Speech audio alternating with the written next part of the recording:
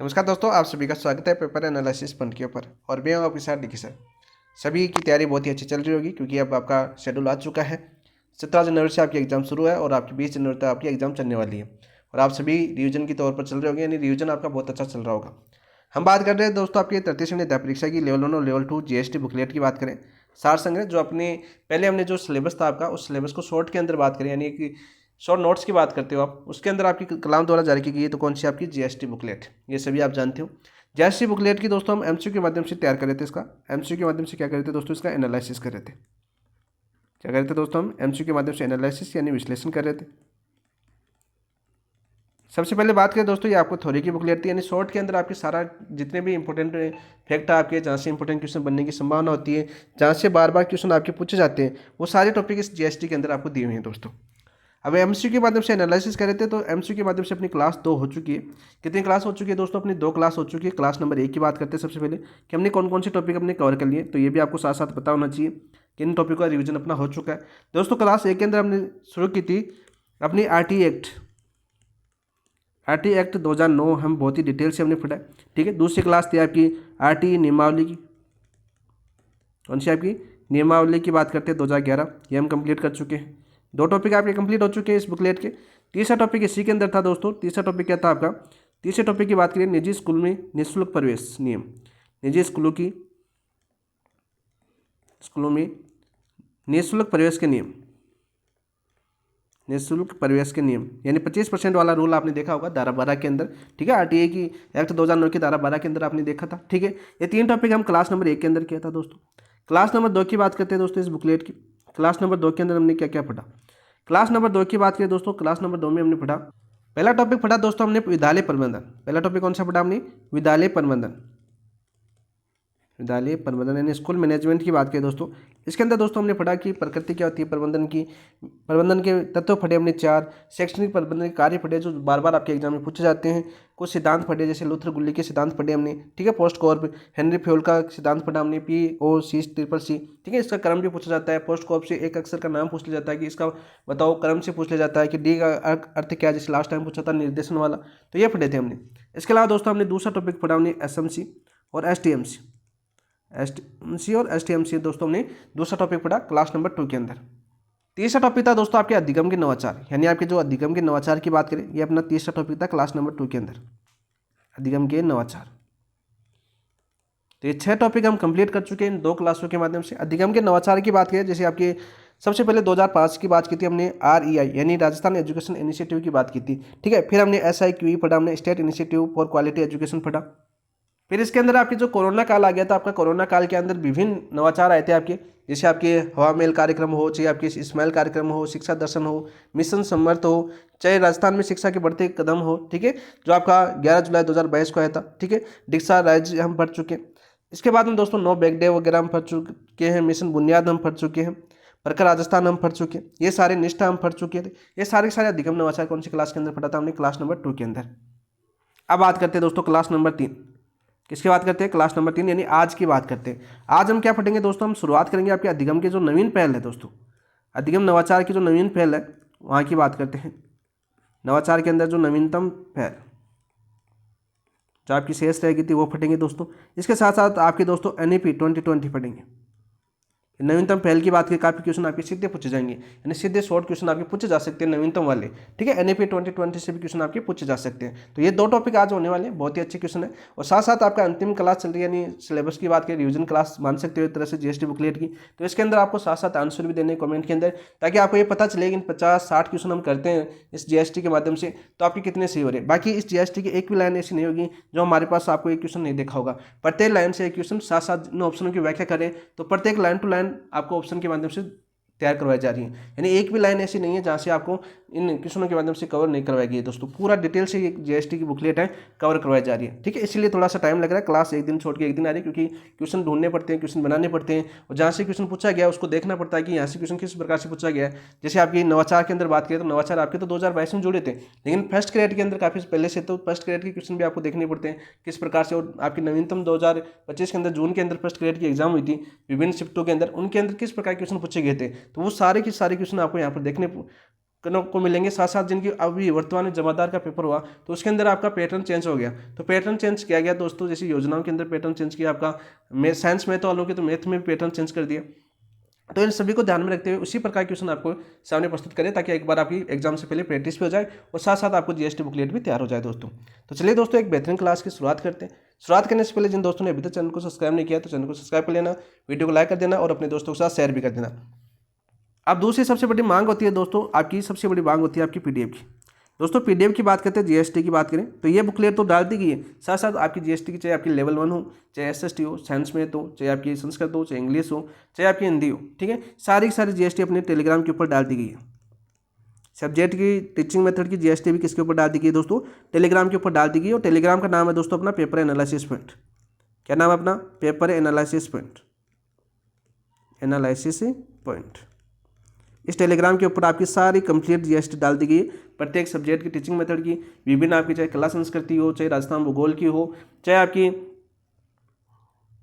शैक्षिक परिदृश्य की हो, सारी बुकलेट जितनी भी आपकी इंपॉर्टेंट जीएसटी टॉपिक वाइज है पूरे सिलेबस की जीएसटी आपको इस टेलीग्राम के ऊपर उपलब्ध करा दी गई है, L1 और L2 दोनों की।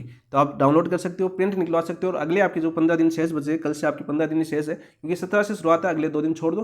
15 दिन के अंदर आप 2 से 3 बार आप रिविजन कर सकते हो, साथ साथ एमसीक्यू के माध्यम से, इन क्लासों के माध्यम से आप रिविजन कर सकते हो। और इन क्लासों के जो एमसीक्यू कर रहे हैं दोस्तों, जो एमसीक्यू हम कर रहे हैं, इन एमसीक्यू की पीडीएफ की बात करें दोस्तों, एमसीक्यू की पीडीएफ भी कहाँ पर मिल रही है दोस्तों, इससे टेलीग्राम चैनल के ऊपर मिल रही है। तो आप एमसीक्यू के माध्यम से पढ़ना चाहते हो तो एमसीक्यू पीडीएफ के माध्यम से भी पढ़ सकते हो, जरूरी नहीं कि आप क्लास देखो, हो सकता है कि आप पीडीएफ के माध्यम से पढ़ना चाहो तो पीडीएफ के माध्यम से पढ़ सकते हो, वो आपकी चॉइस है दोस्तों, आप किस प्रकार से कवर करते हो। लेकिन एमसीक्यू जरूर निकालना दोस्तों, जितना एक बार जो थ्योरी है, थ्योरी जैसे बुकलेट आपकी थ्योरी की है, थ्योरी पढ़िए, रीडिंग मारिए, साथ साथ एमसीक्यू करिए, तब आपको ज़्यादा बेनिफिट आपको एग्जाम में मिलेगा, ठीक है।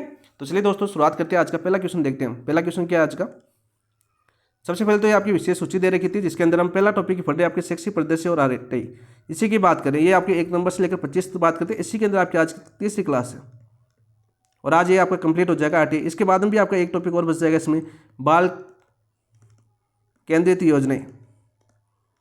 तो योजनाओं की बात करें, योजनाएं थोड़ा डिटेल से करेंगे, इसलिए इसकी क्लास अपनी कल होगी, कल कंटिन्यू होगी क्योंकि इसके क्वेश्चन तैयार हो चुके हैं, ठीक है। तो इसकी क्लास कल कंटिन्यू हो जाएगी, फिर आपका देखो ये टॉपिक पूरा कवर हो जाएगा आपका, यानी आपके कम से कम 10-11 टॉपिक हम रिवीजन दोबारा कर चुके होंगे, ठीक है, इन जीएसटी के माध्यम से। तो चलिए दोस्तों आज का पहला क्वेश्चन देखते हैं। पहला क्वेश्चन क्या है आपका, देखो सीधे क्वेश्चन पूछे जाने वाले, ये नवीनतम पहल है तो सीधे क्वेश्चन आएंगे आपके, सीधे सीधे आपको राइट आंसर देना है।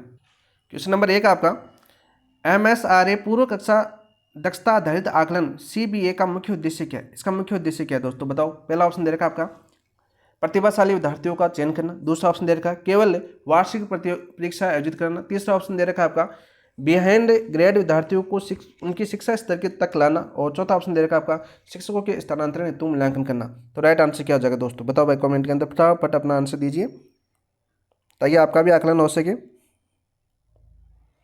तो राइट आंसर क्या हो जाएगा दोस्तों, ऑप्शन नंबर 3 आपका राइट आंसर हो जाएगा। बिहाइंड ग्रेड विद्यार्थियों को उनकी कक्षा के स्तर तक लाना ही MSRA पूर्व कक्षा दक्षता आधारित आकलन CBA का मुख्य उद्देश्य है दोस्तों। तो ऑप्शन नंबर 3 आपका राइट आंसर हो जाएगा, ऑप्शन नंबर 3 आपका राइट आंसर हो जाएगा। तो दोस्तों सबसे पहले बात करते हैं हम आपके MSRA की बात करते हैं, MSRA की बात करते हैं। तो दोस्तों ये पढ़ चुके हम कल की क्लास के अंदर, यानी क्लास नंबर 2 के अंदर टॉपिक होता है आपका मुख्यमंत्री शिक्षित राजस्थान अभियान, मुख्यमंत्री शिक्षित राजस्थान अभियान, मुख्यमंत्री शिक्षक राजस्थान अभियान की बात करते हैं दोस्तों, राजस्थान अभियान शॉर्ट में लिख रहा हूँ, ठीक है, राजस्थान अभियान की बात करते हैं दोस्तों। इसकी शुरुआत कब हुई थी, यानी प्रारंभ की बात करते हैं दोस्तों। ये प्रारंभ कब हुआ था आपका, अभी हुआ था इसी वर्ष 25 मार्च 2025 को। इंपॉर्टेंट है, क्वेश्चन भी इंपॉर्टेंट है, नवीनतम पहल है तो सारे सीधे सीधे क्वेश्चन पूछ जाएंगे। कब होता है ये, 25 मार्च 2025 को राजस्थान मुख्यमंत्री शिक्षित राजस्थान अभियान की शुरुआत हुई थी दोस्तों। सीधा क्वेश्चन आपको पूछा जाएगा। इसके अंदर एक दोस्तों इसी के तहत एक पहल है, यानी योजना है, कौन सी योजना आपकी, सस्टेनेबल रेमेडी योजना, सस्टेनेबल रेमेडी योजना, रेमेडी योजना की बात करते हैं दोस्तों। किस अभियान के तहत आई थी दोस्तों, मुख्यमंत्री शिक्षित राजस्थान अभियान के तहत, जो आपकी 25 मार्च 2025 को शुरू हुई थी। इस योजना की बात करते हैं, सस्टेनेबल रेमेडी योजना के तहत ही इसका मुख्य उद्देश्य रखा गया था दोस्तों आपके बिहाइंड ग्रेड विद्यार्थियों को उनकी कक्षा स्तर तक लाना। ऑप्शन नंबर 3 आपका राइट आंसर हो जाएगा। यहाँ पर बात करते हैं कक्षा, कौन सी कक्षा स्तर की बात कर रहे हैं यहाँ पर, कक्षा 3 से 8 तक, कक्षा 3 से 8 तक की बात करता है ये, ठीक है। कक्षा 3-8 के लिए वर्ष में 2 बार कंपटीशन बेस्ड आकलन किया जाता है, कंप्यूटेशन बेस्ड आकलन किया जाता है दोस्तों। कितनी बार आकलन किया जाता है वर्ष में? वर्ष में 2 बार। तो ऑप्शन नंबर 3 आपका राइट आंसर हो जाएगा। नेक्स्ट क्वेश्चन की बात करते हैं दोस्त। क्वेश्चन नंबर 2 क्या है आपका? रंगोत्सव कार्यक्रम के संबंध में कथन और कारण का सही विकल्प चुनिए। तो दोस्तों कथन क्या दे रखा है अपना? कथन दे रखा है आपका, रंगोत्सव शिक्षकों की कलात्मक प्रतिभाओं को पहचानने एवं प्रोत्साहित करने हेतु आयोजित किया जाता है। क्या सही है बात? बिल्कुल सत्य बात है। कारण दे रखा है, रंगोत्सव में 6 विभिन्न विधाओं की प्रतियोगिता आयोजित की जाती है। बिल्कुल राइट। कितनी प्रकार की? 6 विभिन्न विधाओं की प्रतियोगिताएं आयोजित की जाती है। बिल्कुल राइट है, बिल्कुल सत्य। किसके अंदर? 6 की बात करें तो देखो दोस्तों, आपके रसायन शास्त्रीय गायन की बात करते हैं। सबसे पहली विद्या कौन सी आती है आपकी? शास्त्रीय गायन। दूसरी विद्या की बात करते हैं दोस्तों, आपकी पारंपरिक लोक गायन। पारंपरिक लोक गायन, लोक गायन। तीसरी विद्या की बात करते हैं दोस्तों, आपके शास्त्रीय वादन। शास्त्रीय वादन। चौथी विद्या की बात करते हैं आपके पारंपरिक लोक वाद्य वादन। पारंपरिक लोक वाद्य वादन। 4 हो गई ना आपकी। 6 विद्याओं की बात करें तो शास्त्रीय 1 हो गई आपकी, ठीक है। पारंपरिक लोक गायन 2 हो गई, शास्त्रीय वादन 3 हो गई, पारंपरिक लोक वादक कितनी होगी आपकी? 4 हो गई दोस्तों। 5वीं कौन सी विद्या है दोस्तों आपकी? 5वीं विद्या शिक्षण अधिगम सामग्री। शिक्षण अधिगम सामग्री। और 6ठी विद्या कौन सी है आपकी दोस्तों? 6ठी की बात करें दोस्तों तो 6ठी आपकी शिक्षण प्रतियोगिताएं। शिक्षण प्रतियोगिताएं।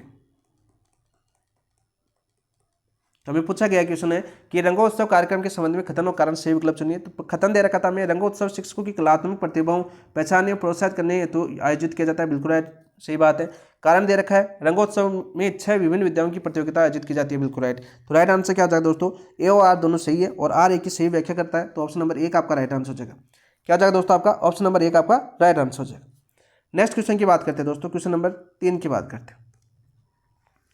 निम्नलिखित का सही मिलान कीजिए। सूची फर्स्ट और सूची सेकंड दे रखी है और सही मिलान करना हमें। मुख्यमंत्री शिक्षित राजस्थान अभियान दे रखा है या CBA दे रखा है, यानी दक्षता आधारित आकलन की बात कर रहा है।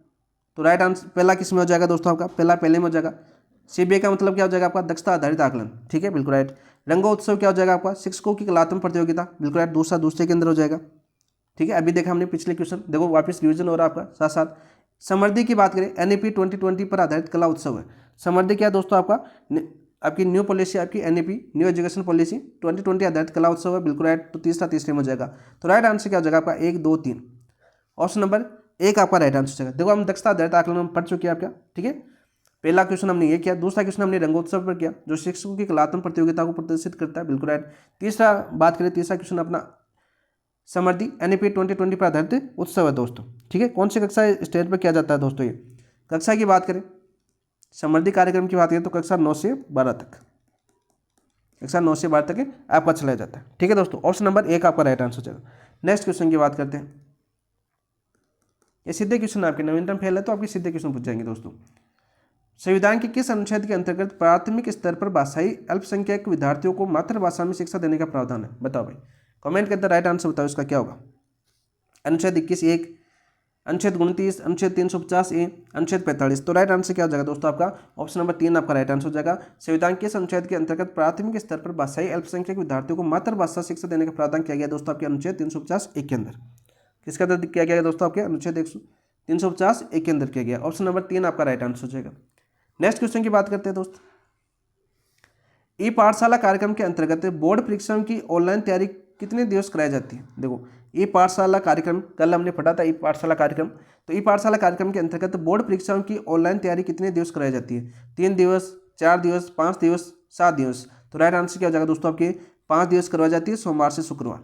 कब करवाई जाती है आपके? सोमवार से शुक्रवार। ऑप्शन नंबर 3 आपका राइट आंसर हो जाएगा। ऑप्शन नंबर 3 आपका राइट आंसर हो जाएगा, ठीक है। सीधा क्वेश्चन आपका पूछा जाएगा दोस्तों। नेक्स्ट क्वेश्चन की बात करते हैं दोस्तों।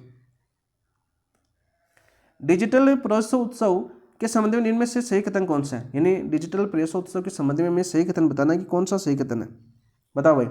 ये विद्यार्थियों के लिए छात्रवृत्ति ऐप, क्या विद्यार्थियों के लिए छात्रवृत्ति ऐप है? नहीं।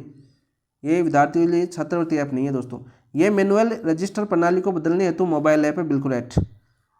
डिजिटल प्रवेशोत्सव आपके ये मैनुअल रजिस्टर प्रणाली को बदलने हेतु क्या आपका एक मोबाइल ऐप है, बिल्कुल राइट। ऑप्शन नंबर 2 आपका राइट आंसर हो जाएगा। ठीक है, शिक्षकों के लिए एक रजिस्टर में बच्चों के मैनुअल रूप से पंजीकृत कर पारंपरिक पद्धति को बदलने का एक डिजाइन किया गया ऐप है, कौन सा आपका डिजिटल प्रवेशोत्सव। तो ऑप्शन नंबर 2 आपका राइट आंसर हो जाएगा। नेक्स्ट क्वेश्चन की बात करते हैं दोस्त। बड़ी कार्यक्रम के अंतर्गत नशा मुक्ति हेतु ई शपथ का आयोजन कब किया जाता है, बताओ भाई। मोस्ट इंपॉर्टेंट क्वेश्चन है, ये भी अभी चलाया गया आपका कार्यक्रम है, नवीनतम कार्यक्रम सारे के सारे। बड़ी कार्यक्रम के अंतर्गत नशा मुक्ति हेतु ई शपथ का आयोजन कब किया जाता है, प्रत्येक पूर्णिमा को, प्रत्येक रविवार को, प्रत्येक अमावस्या को, प्रत्येक राष्ट्रीय पर्व पर। तो राइट आंसर क्या हो जाएगा दोस्तों आपका, राइट आंसर हो जाएगा आपका ऑप्शन नंबर 3 प्रत्येक अमावस्या को। तो गया आपका राइट आंसर हो जाएगा, क्या हो जाएगा दोस्तों आपके, गया आपका राइट आंसर हो जाएगा। सीधे सीधे आपके क्वेश्चन ये पूछे जा सकते हैं।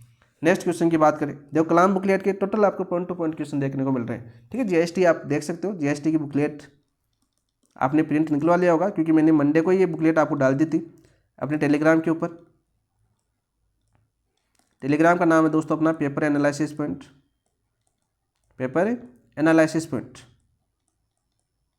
तो सारे के सारे नवीनतम पहल के क्वेश्चन है, तो देखते रहिए दोस्तों, साथ साथ इस प्रकार से क्वेश्चन आपको पूछा जाएगा। ऑप्शन नंबर 3 आपका राइट आंसर हो जाएगा। नेक्स्ट, वीर गाथा कार्यक्रम के संबंध में कथन और कारण का सही विकल्प चुनिए। देखो वीर गाथा कार्यक्रम की बात कर रहा है यहाँ पर, और सही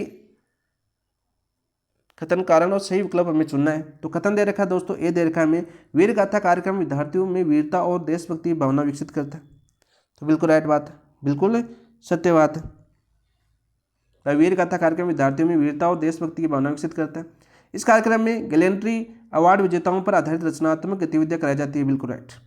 तो देखो ए और आर दोनों सत्य हैं, और आर एक की सही व्याख्या करता है, तो ऑप्शन नंबर 1 आपका राइट आंसर हो जाएगा। इस प्रकार क्वेश्चन अभी जमादार में पूछे गए, कथन कारण वाले कम से कम 15 क्वेश्चन पूछे गए थे, तो उसी को ध्यान में रखते हुए यहाँ पर एक क्वेश्चन आपको देखने को मिल रहे हैं। तो वीर गाथा कार्यक्रम के संबंध में कथन और कारण का सही विकल्प देखो, वीर गाथा कार्यक्रम विद्यार्थियों में वीरता और देशभक्ति भावना विकसित करता है, बिल्कुल सत्य बात है। इस कार्यक्रम में गैलेंट्री अवार्ड विजेताओं पर आधारित रचनात्मक गतिविधियां कराई जाती है, तो बिल्कुल राइट। तो ए और आर दोनों यानी कथन और कारण दोनों सही है, और कारण एक की सही व्याख्या कर रहा है, यानी कारण है वो कथन की सही व्याख्या भी कर रहा है, तो ऑप्शन नंबर 1 आपका राइट आंसर हो जाएगा दोस्तों। आप देखो नोट लगा कि आप याद करने वाली बात क्या है दोस्तों, इसके अंदर नोट लगा कि बात करने वाली क्या बात है, गत वर्ष की बात करते हैं दोस्तों। किसकी बात करते हैं हम, गत वर्ष यानी पिछले वर्ष की बात करते हैं हम।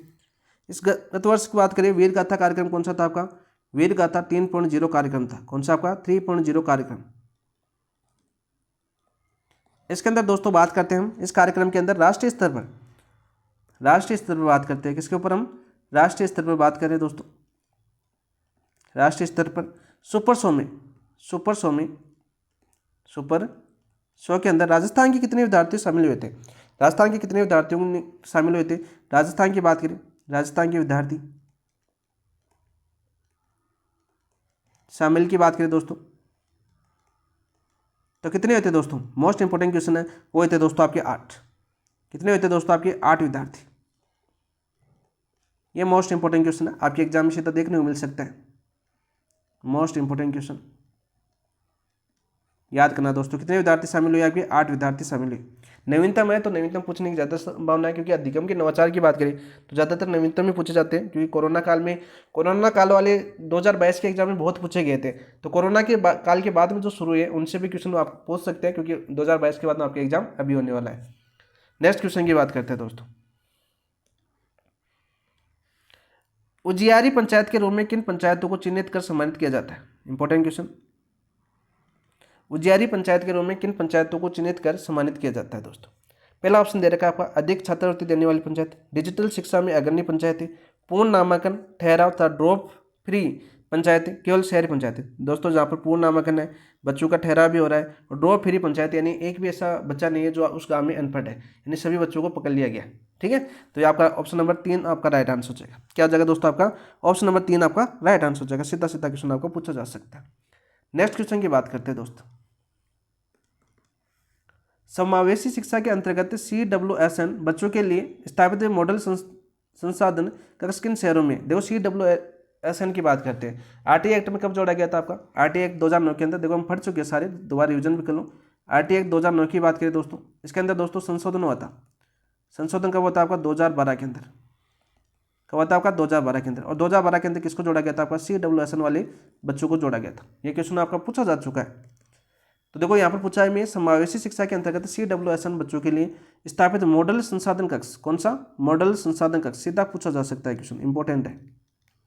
सीधा क्वेश्चन ये भी आ सकता है कि समावेशी शिक्षा के अंतर्गत CWSN बच्चों के लिए कैसा मॉडल स्थापित किया जा रहा है। तो आपको मॉडल संसाधन कैसा कक्ष स्थापित किया जा रहा है, तो आपका मॉडल संसाधन कक्ष ऑप्शन में देखने को मिल सकता है। तो दोस्तों किन शहरों में किया जा रहा है, अजमेर, जोधपुर, जयपुर, उदयपुर, कोटा एवं बीकानेर, अलवर एवं भरतपुर। बताओ भाई राइट आंसर क्या होगा आपका। राइट आंसर क्या जाएगा दोस्तों आपका जयपुर और उदयपुर के अंदर।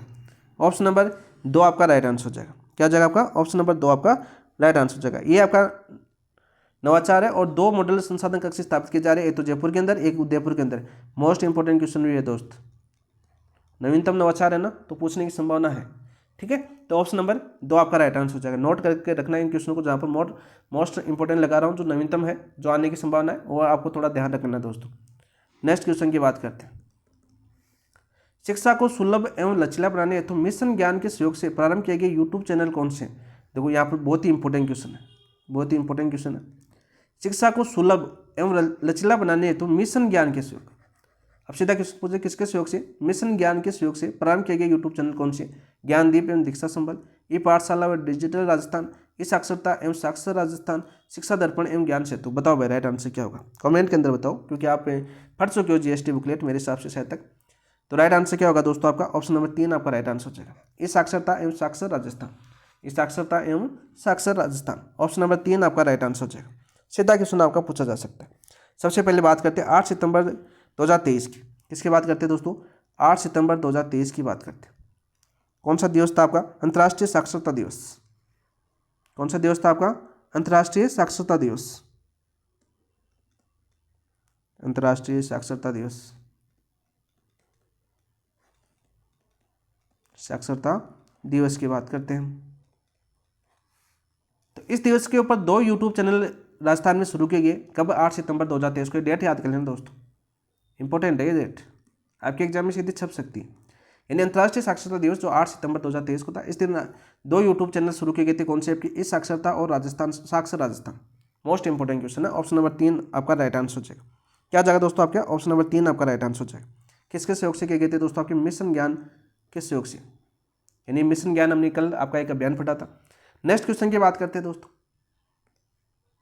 क्वेश्चन नंबर 13 की बात करते हैं। आई स्टार्ट स्कूल कार्यक्रम का मुख्य उद्देश्य क्या है।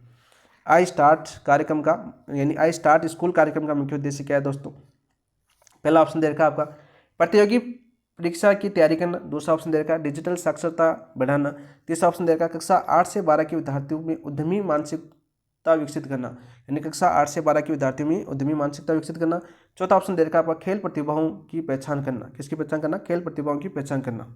तो सबसे पहले बात आपको पूछी जाए कि आई स्टार्ट स्कूल कार्यक्रम की शुरुआत कब हुई थी, यानी 70 की बात करें, किस 70 से प्रारंभ किया गया था। तो दोस्तों ये प्रारंभ किया गया था आपका 2021-22, कौन से 70 से 2021-22 से प्रारंभ किया गया था। और इसका मुख्य उद्देश्य था दोस्तों आपका ऑप्शन नंबर 3, यानी कक्षा 8 से 12 के विद्यार्थियों में उद्यमी मानसिकता विकसित करना।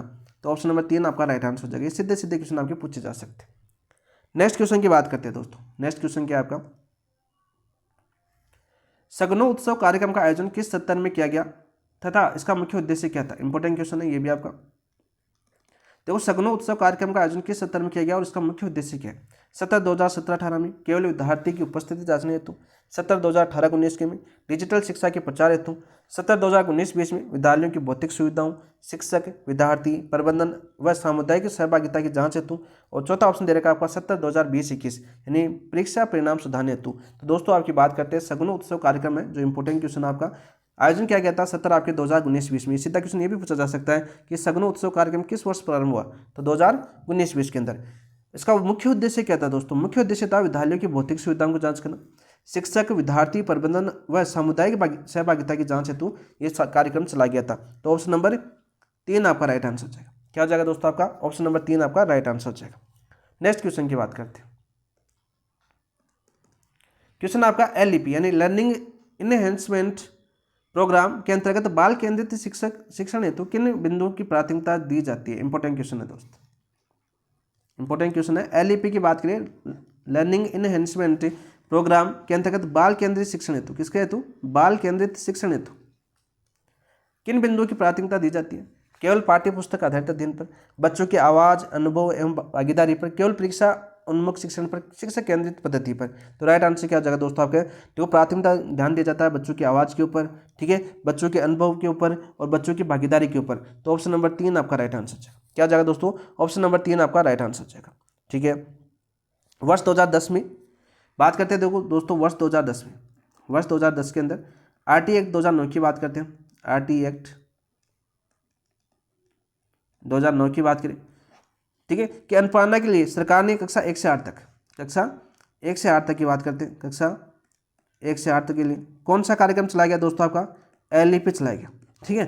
और इस LEP के लिए किन किन बातों का ध्यान रखा गया? प्राथमिकता दी गई बच्चों की आवाज़ पर, ठीक है, बच्चों के अनुभव पर और बच्चों की भागीदारी के ऊपर, ठीक है। अनुपालना किसके अनुपालना के तहत?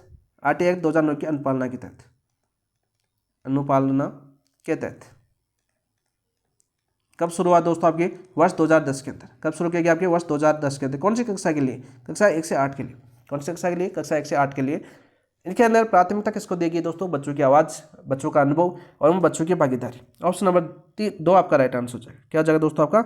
ऑप्शन नंबर 2 आपका राइट आंसर हो जाएगा। नेक्स्ट क्वेश्चन की बात करते हैं दोस्तों। क्वेश्चन है आपका दोस्तों, शाला सिद्धि कार्यक्रम। कौन सा कार्यक्रम? शाला सिद्धि कार्यक्रम। तो इस कार्यक्रम की बात करते हैं हम सबसे पहले। किस संबंध में कथन और कारण का सही विकल्प चुनिए? कथन और कारण का सही विकल्प चुनना है दोस्तों। चलो सुनते हैं क्या होगा इसका राइट आंसर। बताओ कमेंट के अंदर फटाफट। पहला दे रखा है दोस्तों आपका, शाला सिद्धि विद्यालयों को आत्म मूल्यांकन के माध्यम में सुधार की दिशा में प्रेरित करती है। बिल्कुल राइट। जो शाला सिद्धि विद्यालयों को आत्म मूल्यांकन के माध्यम से सुधार की दिशा में प्रेरित करती है। बिल्कुल राइट, बिल्कुल सत्य बात है।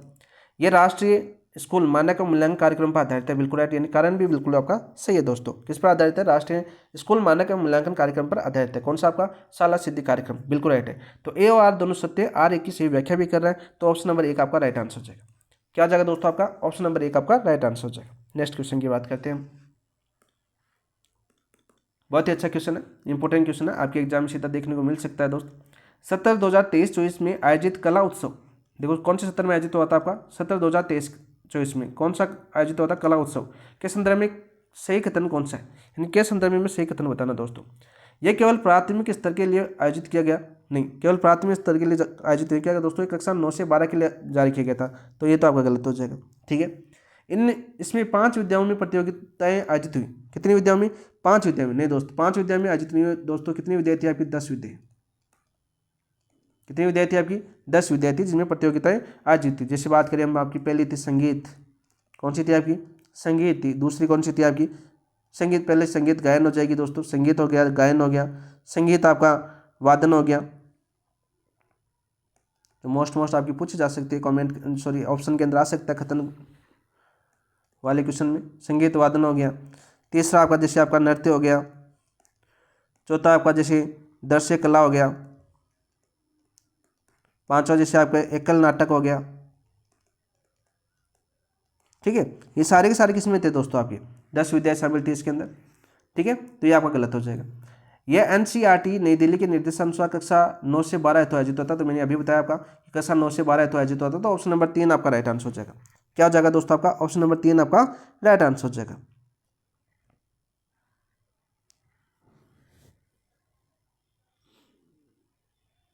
और इस प्रतियोगिता के अंदर बात करते हैं, इसमें देखो चौथा ऑप्शन देखो, इसमें कोई भी विद्यार्थी राष्ट्रीय स्तर पर सम्मानित नहीं हुआ राजस्थान का। देखो तो कोई विद्यार्थी नहीं, ये आपकी गलत हो जाएगा। राष्ट्रीय स्तर पर बात करें, राजस्थान के 3 विद्यार्थी सम्मानित हुए थे। राजस्थान के कितने विद्यार्थी सम्मानित हुए थे दोस्तों? सम्मानित की बात करें तो कितने विद्यार्थी हुए थे दोस्तों? आपके 3 विद्यार्थी। तो राइट आंसर हो जाएगा ऑप्शन नंबर 2। 5 विद्याएं नहीं थी, ये गलत हो जाएगा आपका। 10 विद्याएं थी इसके अंदर। तो यहाँ पर सीधा क्वेश्चन भी पूछा जा सकता है कि कला उत्सव कौन से सत्र से आयोजित किया गया? ऐसे क्वेश्चन बन सकता है आपका। NCERT नई दिल्ली के निर्देशानुसार कक्षा 9 से 12 हेतु कला उत्सव कौन से सत्र से प्रारंभ किया गया था? तो वो प्रारंभ किया गया था दोस्तों आपका 2023-24 से। कब? 2023-24 से। तो उल्टा क्वेश्चन भी बन सकता है आपका। तो ऑप्शन नंबर 3 आपका राइट आंसर हो जाएगा। नेक्स्ट क्वेश्चन की बात करते हैं दोस्त। नेक्स्ट क्वेश्चन क्या आपका? देखो, IEDSS योजना के अंतर्गत किन विद्यार्थियों को सुविधा प्रदान करने का प्रावधान है दोस्तों? किन विद्यार्थियों को प्रावधान है? सबसे पहले आपको IEDSS की बात करते हैं। सबसे पहले इसका पूरा नाम क्या है आपका? इंक्लूसिव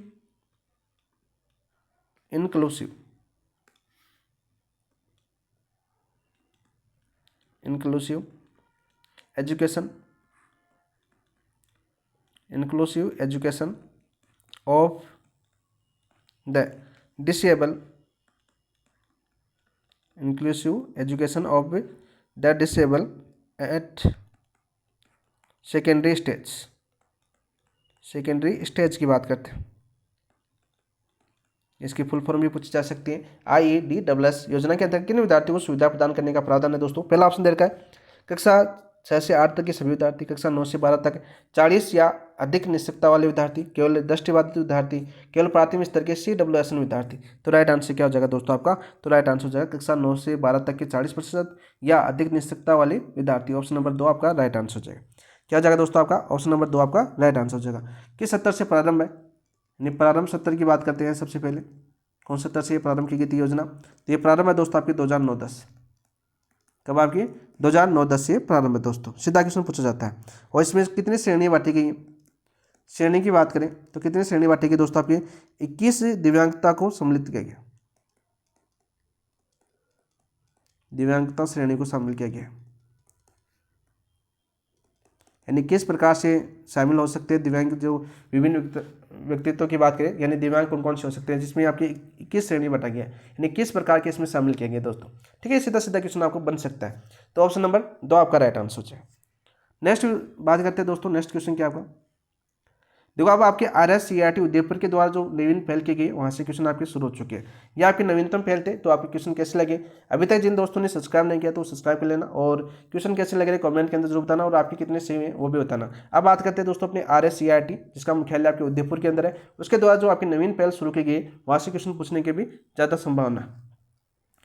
तो ये पहला क्वेश्चन आपका देखो, RSCERT द्वारा जीवन कौशल आधारित, किस पर आधारित? जीवन कौशल आधारित पाठ्य पुस्तकें किन नामों से एवं किन कक्षाओं के लिए विकसित की गई? इंपॉर्टेंट क्वेश्चन है। कैसा क्वेश्चन है आपका? इंपॉर्टेंट क्वेश्चन है।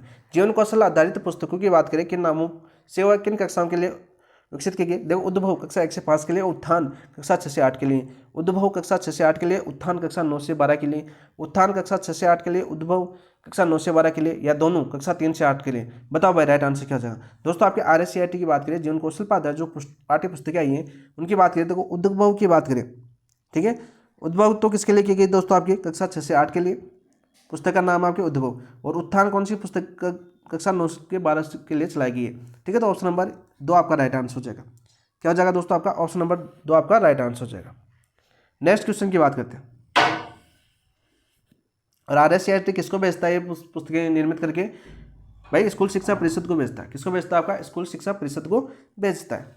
नेक्स्ट क्वेश्चन की बात करते हैं दोस्तों, बहुत ही अच्छा क्वेश्चन था, इंपॉर्टेंट पूछा जा सकता है सीधा। उद्भव कक्षा 6 से 8 के लिए, उत्थान कक्षा 9 से 12 के लिए, याद करना दोस्तों इंपॉर्टेंट है। जीवन कौशल पर आधारित पाठ्य पुस्तकें किसके द्वारा जारी की जाती है दोस्तों? RSCERT उदयपुर द्वारा जारी की जाती है। नेक्स्ट क्वेश्चन की बात करते हैं, सामाजिक भावनात्मक एवं नैतिक अध्ययन। देखो, सामाजिक भावनात्मक एवं नैतिक अध्ययन SEE लर्निंग के अंतर्गत RSCERT द्वारा कौन सा मॉडल विकसित किया गया? Important question, most important question है दोस्त, सीधा पूछा जा सकता है। खुशहाल जीवन, भावनाओं का रंगमंच, जीवन पथ, या आत्मबोध? बताओ भाई राइट आंसर क्या होगा दोस्तों? तो भावनाओं का रंगमंच मॉडल विकसित किया गया है। तो ऑप्शन नंबर 2 आपका राइट आंसर हो जाएगा। क्या हो जाएगा दोस्तों? ऑप्शन नंबर 2 आपका राइट आंसर हो जाएगा। नेक्स्ट क्वेश्चन की बात करते हैं दोस्तों, कोशिशाला यानी खुद की खोज, कोशिशाला की बात करते हैं यानी खुद की खोज कार्यक्रम के संबंध में कथन और कारण का सही विकल्प चुनना है। हमें कथन और कारण का सही विकल्प चुनना है दोस्तों। चलो चुनते हैं वहीं।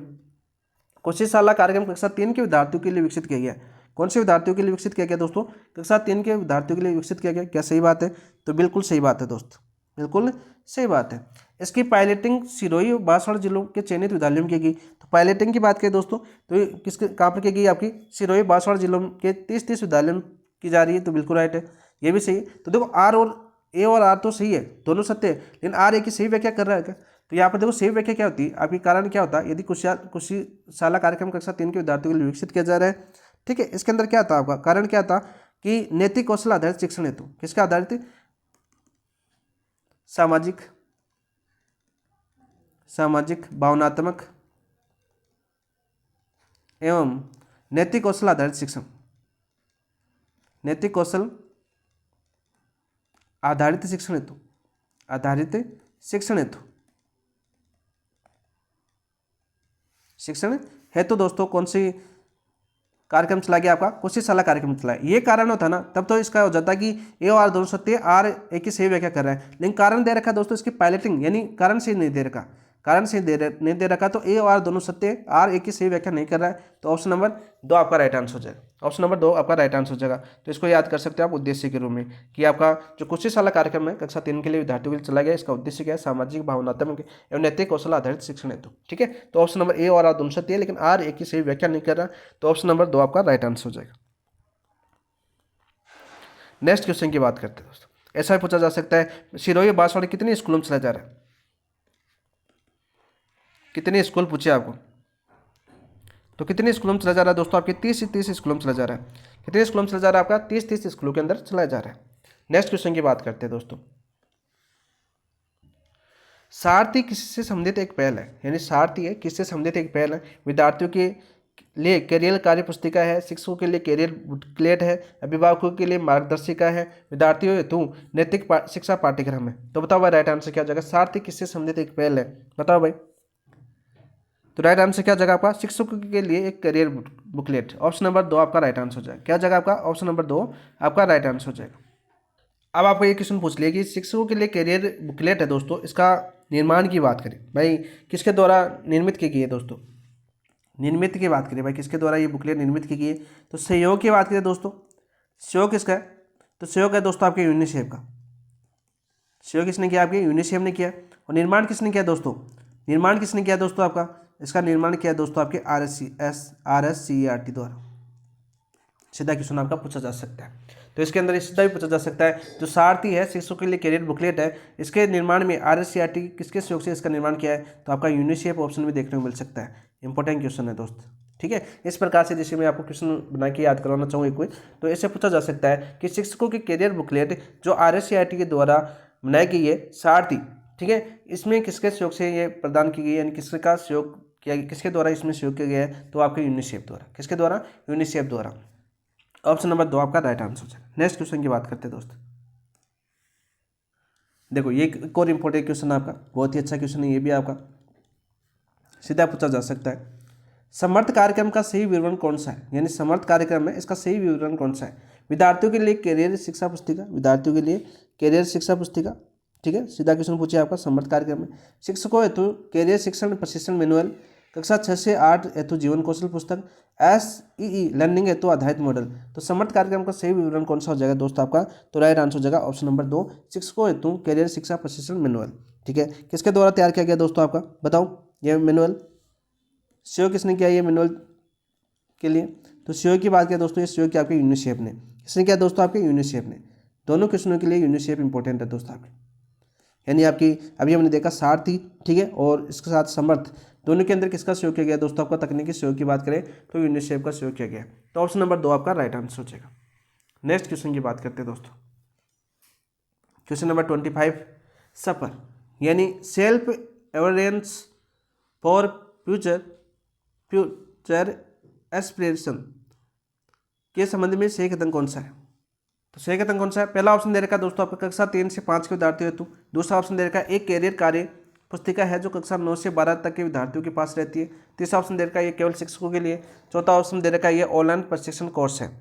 तो राइट आंसर क्या जाएगा दोस्तों, ये एक कैरियर कार्य पुस्तिका है जो कक्षा 9 से 12 तक के विद्यार्थियों के पास रहती है। कौन सी आपकी, सफर। ऑप्शन नंबर 2 आपका राइट आंसर हो जाएगा। क्या जाएगा दोस्तों आपका, ऑप्शन नंबर 2 आपका राइट आंसर हो जाएगा। ठीक है, और इसके अंदर अपने अनुभव के आधार पर विद्यार्थी खुद सोचकर लिखता है। ठीक है, नेक्स्ट क्वेश्चन की बात करते हैं। आधा फुल कॉमिक्स बुक, आधा फुल कॉमिक्स बुक्स की बात करें श्रृंखला के संदर्भ में असम्मिलित युग्म की पहचान कीजिए। असम्मिलित श्रृंखला की सम्मिलित बात करते हैं, श्रृंखला से सम्मिलित असम्मिलित युग्म की हमें पहचान करनी है दोस्तों। कौन सी, आधा फुल कॉमिक्स बुक्स श्रृंखला में बात करें हम। पहला ऑप्शन क्या दे रखा है आपका, खजाने का नक्शा, खजाने का नक्शा, क्या बात। लिंग संबंधी रूढ़ियाँ, बिल्कुल बिल्कुल सत्य बात है। बदलीपुर के चित्ते, बदलीपुर के चित्ते आदर्श रूप, बिल्कुल राइट है। फिल्म स्टार का अपहरण, बताओ भाई। पर्यावरण संरक्षण से संबंधित है कि फिल्म स्टार, बताओ भाई।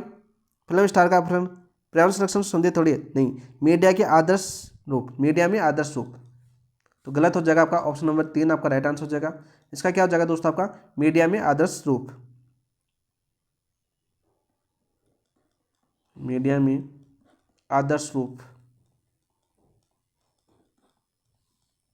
सीधा क्वेश्चन आपका पूछा जाएगा दोस्तों। ठीक है, ऑप्शन नंबर 3, हाथी की तलाश रूप रंग की तुलना को समझना। हाथी की तलाश रंग रूप की तुलना को समझना, बिल्कुल राइट है, बिल्कुल सत्य बात है। ठीक है, बोलती चट्टान भी है किसके अंदर। ठीक है, कम्युनिकेशन में, और भी याद कर लो, बोलती चट्टान, यानी चलिए बदलाव लाए, चलिए बदलाव लाए, सीधा क्वेश्चन आपको पूछा जा सकता है, सीधा क्वेश्चन आपका पूछा जा सकता है दोस्तों। नेक्स्ट बात करते हैं दोस्तों, नेक्स्ट क्वेश्चन की। असम्मिलित कौन सा हो जाएगा, ऑप्शन नंबर 3 यानी ग आपका राइट आंसर हो जाएगा। नई शिक्षा नीति, यानी ये सारे के सारे क्वेश्चन दोस्तों आपके RSCRT के जो नवीन पहल थे वो हो गए हमने, और आपके नवीनतम पहले थी वो हमने कंप्लीट की। अब दोस्तों आपकी NEP 2020 हम शुरू करने वाले हैं। दूसरा टॉपिक आज का कौन सा था आपका, NEP 2020, जैसा कि मैंने शुरू के अंदर आपको बताया। तो अब तक आपको क्लास कैसी लगी तो आप कमेंट के अंदर बताइए, क्वेश्चन आपको कितने सही हुए वो भी कमेंट के अंदर बताइए। और जिन दोस्तों ने अभी तक चैनल को सब्सक्राइब नहीं किया तो दोस्तों चैनल को सब्सक्राइब कर लीजिए, वीडियो को अपने दोस्तों के साथ शेयर कर दीजिए, वीडियो को लाइक नहीं किया तो वीडियो को लाइक कर दीजिए। ठीक है दोस्त, आप देखो दोस्तों हम NEP को पढ़ते हैं बहुत ही शानदार तरीके से। ठीक है, अभी 20-25 मिनट के अंदर NEP आपकी कंप्लीट होने वाली है दोस्तों। बहुत ही अच्छा क्वेश्चन है। नई शिक्षा नीति NEP 2020 के संबंध में निम्न में से कौन सा कथन सही है, कौन सा कथन सही है ये मैं बताना है। चलो पढ़ते हैं। यह नीति 1968 में लागू की गई तथा इसमें 3 भाग, दोस्तों NEP 2020 की बात कर रहा है तो 1968 में लागू की गई थी क्या, नहीं। 3 भाग है कि इसमें, 3 भाग भी नहीं है दोस्तों, 4 भाग है। कितने भाग है, NEP 2020 में 4 भाग है, तो ये तो आपका गलत हो जाएगा। ठीक है, यह नीति 1986 में लागू की, नहीं दोस्तों 1986 के अंदर द्वितीय शिक्षा नीति आई थी। SDG 4 से असंबंधित है, SDG 4 से संबंधित है दोस्तों कौन सी, NEP 2020, तो ये भी आपका गलत हो जाएगा। ठीक है, यह नीति निःशुल्क शिक्षा के अधिकार 2009 पर आधारित नहीं, ऐसे निःशुल्क एवं शिक्षा का अधिकार 2009 पर आधारित नहीं है। यह नीति देखो 27 अध्याय व 4 भागों में विभक्त है, बिल्कुल NEP 2020 27 अध्याय एवं 4 भागों में विभक्त है। तथा ड्रॉप कमेटी के अध्यक्ष कौन थे आपके, के कस्तूरी रंजन थे। कौन थे आपके, के कस्तूरी रंगन थे दोस्तों। ड्रॉप कमेटी के अध्यक्ष कौन थे, के कस्तूरी रंगन थे। तो ऑप्शन नंबर 4 आपका राइट आंसर हो जाएगा। क्या हो जाएगा दोस्तों, ऑप्शन नंबर 4 आपका राइट आंसर हो जाएगा। देखो दोस्तों सबसे पहले इस क्वेश्चन को समझते हैं। NEP 2020 के बारे में सीधे क्वेश्चन पूछे जा सकते हैं, तो NEP 2020 को यहाँ पर समझते हैं दोस्तों यहाँ पर NEP 2020 को समझने के पहले कुछ बातें आपको याद होनी चाहिए। देखो बात करते हैं आपकी SDG की, बात करते हैं 4 की, सतत विकास एजेंडा 2030 की बात करते हैं। सतत विकास एजेंडा 2030 की बात करते हैं, एजेंडा 2030 की बात करते हैं दोस्तों। ये किस बात आते हैं, इसके तहत आपके समावेशी व गुणवत्ता शिक्षा का लक्ष्य रखा गया। इसके अंदर लक्ष्य क्या रखा गया दोस्तों, लक्ष्य की बात करें तो लक्ष्य रखा गया दोस्तों आपके समावेशी व गुणवत्तापूर्ण शिक्षा, वह गुणवत्तापूर्ण शिक्षा। तो ये तो आपके SDG 4 आप समझ गए होंगे। ठीक है, सीधा क्वेश्चन आपका पूछा जा चुका है कि NEP 2020 के अंदर SDG 4 सतत विकास एजेंडा 2023 के अंदर क्या लक्ष्य रखा गया है, तो समावेशी और गुणवत्तापूर्ण शिक्षा का लक्ष्य रखा गया दोस्तों। ये इंपोर्टेंट क्वेश्चन है, आपके एग्जाम में आ चुका है, बहुत बार एग्जाम में पूछा जा चुका है। अब जो दूसरा क्वेश्चन अपना ऑप्शन के अंदर क्या था दोस्तों, ड्रॉप कमेटी, यानी NEP 2020 की ड्रॉप कमेटी की बात करते हैं दोस्तों, ड्राफ्ट कमेटी की बात करते हैं। इसके अध्यक्ष कौन थे दोस्तों, इसके अध्यक्ष की बात करें दोस्तों तो इसके अध्यक्ष है दोस्तों आपके कृष्णस्वामी कस्तूरी रंगन, कृष्णस्वामी कस्तूरी रंगन इसके ड्रॉप कमेटी के अध्यक्ष थे दोस्तों। सीधा क्वेश्चन आपको पूछा जाए। अब देखो सबसे पहले हम ऐतिहासिक परिदृश्य देखते हैं आपका, ऐतिहासिक परिदृश्य की बात करें दोस्तों, इंपोर्टेंट है, सीधा पूछा जा सकता है। शिक्षा नीति की बात करें तो दोस्तों प्रथम शिक्षा नीति का भाई सीधे क्वेश्चन पूछे गए सारे प्रथम शिक्षा नीति कब आई दोस्तों, यह आई थी दोस्तों आपकी 1968 के अंदर। कब आई थी, 1968 के अंदर आई थी। सेकंड की बात करें दोस्तों, द्वितीय शिक्षा नीति कब आई आपकी, द्वितीय शिक्षा नीति आई थी दोस्तों 1986 के अंदर। कब आई थी, 1986 के अंदर। तीसरी की बात करें दोस्तों, संशोधित शिक्षा नीति कब आई थी आपकी, संशोधित शिक्षा नीति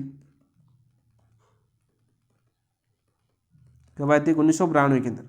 कब आई थी दोस्तों, 1992 के अंदर आई थी। और दोस्तों शिक्षा का अधिकार कब आया था, यानी RT एक्ट 2009 कब आया था आपका, ये 2009 के अंदर आया था। वैसे 1 अप्रैल 2010 को लागू हुआ था। कब लागू हुआ था आपका, 1 अप्रैल 2010 को लागू हुआ था दोस्त। ये हम पढ़ चुके हैं, सारी चीज़ें हम पढ़ चुके हैं पहले। ठीक है, ये आपका ऐतिहासिक परिदृश्य था। ठीक है दोस्तों, अब देखो NEP 2020 आई दोस्तों, इसके अंदर बात करें भाग कितने दोस्तों, इसके अंदर 4 भाग है इसके अंदर। 4 भाग है दोस्तों। अध्याय, इन 4 भागों के अंदर अध्याय कितने हैं दोस्तों? अध्याय 27। कितने भाग आपके, यानी अध्याय कितने, भाग कितने, 4, अध्याय कितने दोस्तों आपके? 27। कितने दोस्तों आपके? 27 भाग। सीधे क्वेश्चन पूछे जा सकते हैं। अब देखो भागों की बात करें, यदि भाग पूछे आपको, 4 भाग कौन कौन से, इधर मैं लिख देता हूँ कोने के अंदर।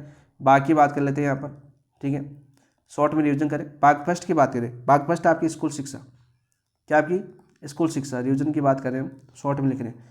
भाग सेकंड की बात करें तो भाग सेकंड क्या है दोस्तों? आपकी उच्चतर शिक्षा, क्या आपकी? उच्चतर शिक्षा।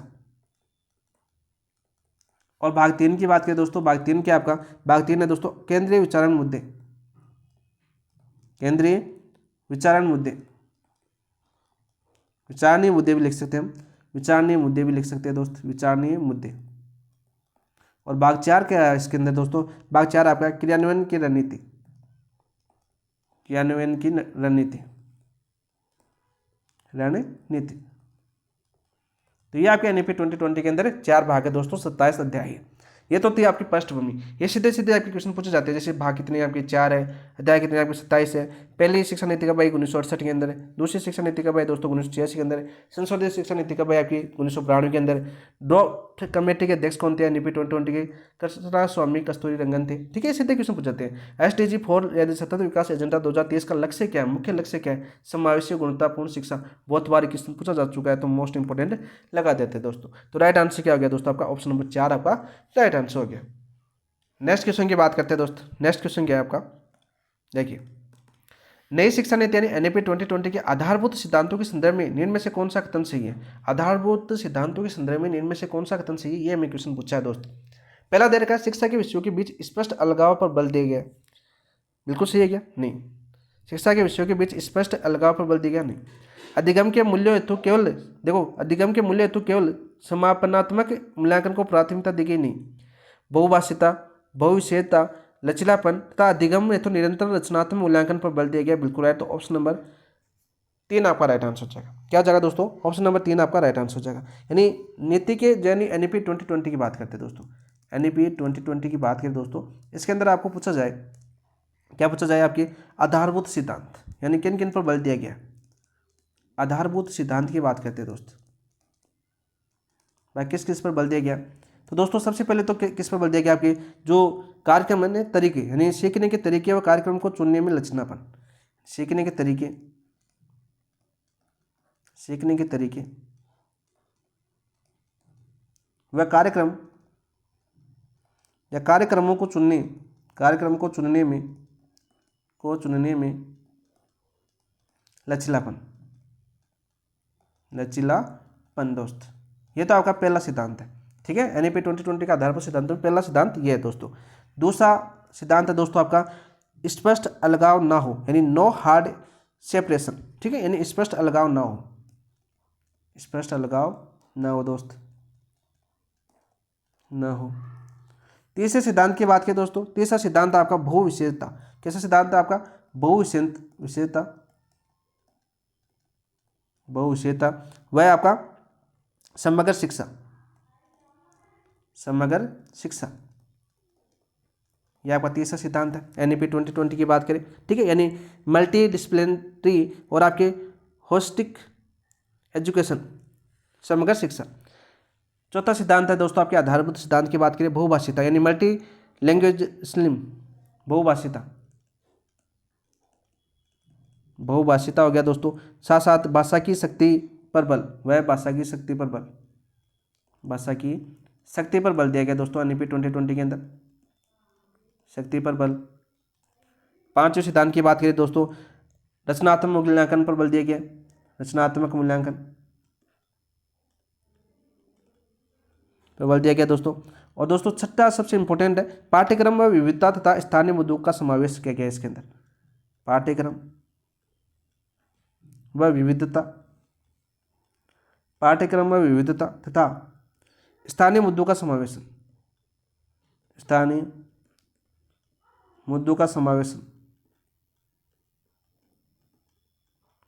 सीधा सीधा आपका बल दिया गया दोस्तों। तो राइट आंसर क्या जगह का ऑप्शन नंबर 3 आपका राइट आंसर है। ये पूरे के पूरे आपके दोस्तों एनईपी 2020 के आधारभूत सिद्धांत है। कोई सा भी क्वेश्चन बन सकता है, इस प्रकार से आपको क्वेश्चन पूछा जा सकता है कि आधारभूत सिद्धांतों जैसे पूछा गया कि नई शिक्षा नीति के आधारभूत सिद्धांतों के संदर्भ में इनमें से कौन सा कथन सही है, तो आपका बहुभाषीयता, बहुविषयता, लचीलापन, अधिगम हेतु निरंतर रचनात्मक मूल्यांकन पर बल दिया गया दोस्तों। ऑप्शन नंबर 3 आपका राइट आंसर हो गया और सारे आधारभूत सिद्धांत आपको यहाँ पर समझाने का प्रयास किया है दोस्तों। नेक्स्ट क्वेश्चन की बात करते हैं दोस्तों। नई शिक्षा नीति के अंतर्गत प्रारंभिक बाल्यावस्था देखभाल एवं शिक्षा यानी ECC के संबंध में कौन सा कथन सही है दोस्तों। सबसे पहले तो आपको ये याद होना चाहिए स्कूल शिक्षा यानी भाग कौन सा आपका स्कूल शिक्षा है, ठीक है। और इसके अंदर अध्याय 1 के अंदर ये आपका बल दिया गया दोस्तों, किसके अंदर आपका ये प्रारंभिक बाल्यावस्था एवं देखभाल एवं शिक्षा ECCE की बात करें तो किसके अंदर है दोस्तों, आपके अध्याय 1 के अंदर, अध्याय फर्स्ट है दोस्तों। ये सबसे पहले तो आपको ये पता होना चाहिए। ECC का सार्वभौमिकरण वर्ष 2025 तक किया जाएगा, यानी अभी वर्तमान में चल रहा है यहाँ तक किया जाएगा नहीं दोस्तों। ये लक्ष्य रखा गया आपका 2030 तक। सार्वभौमिकरण का लक्ष्य कब तक रखा गया आपका 2030 तक रखा गया। ये क्वेश्चन बहुत बार पूछा जा चुका है आपके एग्जाम के अंदर, ये क्वेश्चन बहुत बार आपके एग्जाम में आ चुका दोस्तों। सीधा पूछा जाएगा कि प्रारंभिक बाल्यावस्था देखभाल एवं शिक्षा ECC का सार्वभौमिकरण करने का लक्ष्य रखा गया है दोस्तों। तो 2030 कितना रखा गया आपका दोस्तों, 2030 रखा गया। याद करना दोस्तों, इंपॉर्टेंट है। 5 वर्ष के बाद भी बालक प्रारंभिक शिक्षा प्रारंभिक तैयारी कक्षा में जाएगा। बताओ भाई, दूसरा ऑप्शन देखा, 5 वर्ष बाद ही बालक प्रारंभिक तैयारी कक्षा में जाएगा, क्या सही है क्या दोस्तों? नहीं, 5 वर्ष पूर्व है, बाद नहीं जाएगा दोस्तों। आपके 5 वर्ष पूर्व ही बालक प्रारंभिक तैयारी कक्षा में जाएगा, 5 वर्ष से पूर्व है दोस्तों, ठीक है। या बाल वाटिका में जाएगा, प्रारंभिक तैयारी कक्षा में जाएगा या किस में जाएगा दोस्तों, बाल वाटिका में जाएगा। बाल वाटिका भी प्रावधान कर रखा है, तो ये भी आपका गलत हो जाएगा, ये भी सही नहीं है दोस्तों आपका। देखो ECCE प्रणाली आंगनवाड़ी, पूर्व प्राथमिक विद्यालय तथा आदिवासी क्षेत्रों के आश्रम शालाओं में लागू की जाएगी। बिल्कुल राइट, ऑप्शन नंबर 3 आपका राइट आंसर हो जाएगा। चौथा ऑप्शन क्या दे रखा है, ECCE केवल निजी विद्यालयों तक सीमित नहीं दोस्तों, संपूर्ण विद्यालयों में लागू होगी, निजी प्राइवेट सब जितने भी आपकी सरकारी, तो ये भी गलत हो जाएगा। तो ऑप्शन नंबर 3 आपका राइट आंसर हो जाएगा। तो ये पूरी की पूरी अध्याय एक आपको समझ में आ गया होगा दोस्तों। ऑप्शन नंबर 3 आपका राइट आंसर हो जाएगा। नेक्स्ट क्वेश्चन की बात करते हैं दोस्तों। नई शिक्षा नीति के अनुसार बुनियादी साक्षरता एवं संख्या ज्ञान FLN के अंतर्गत कक्षा 3 तक के प्रत्येक बालक में मूलभूत साक्षरता व संख्या ज्ञान प्राप्त करने का लक्ष्य किस वर्ष तक रखा गया है? 2023, 2025, 2030, 2035। तो राइट आंसर क्या हो जाएगा दोस्तों आपका?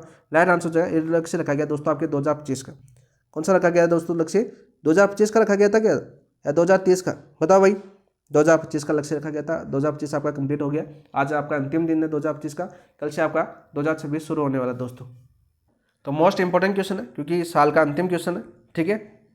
2025 ये लक्ष्य रखा गया था और साल भी आपका 2025 कंप्लीट हो चुका है। क्या ये पूरा हो चुका है? तो देखते हैं अभी क्या आती है, क्या बदलाव होता है इसके अंदर।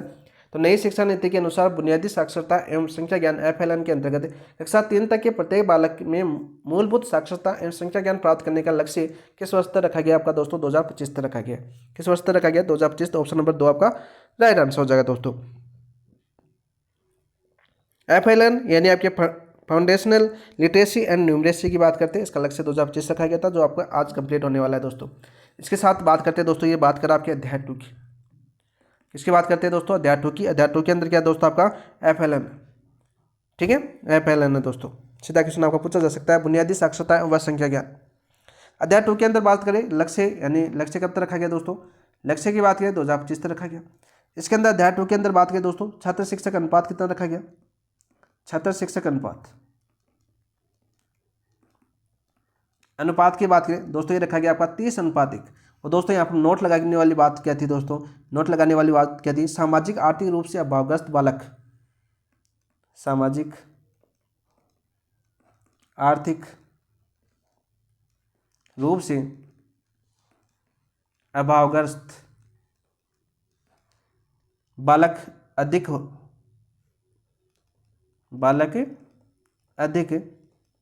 वहाँ छात्र शिक्षक अनुपात,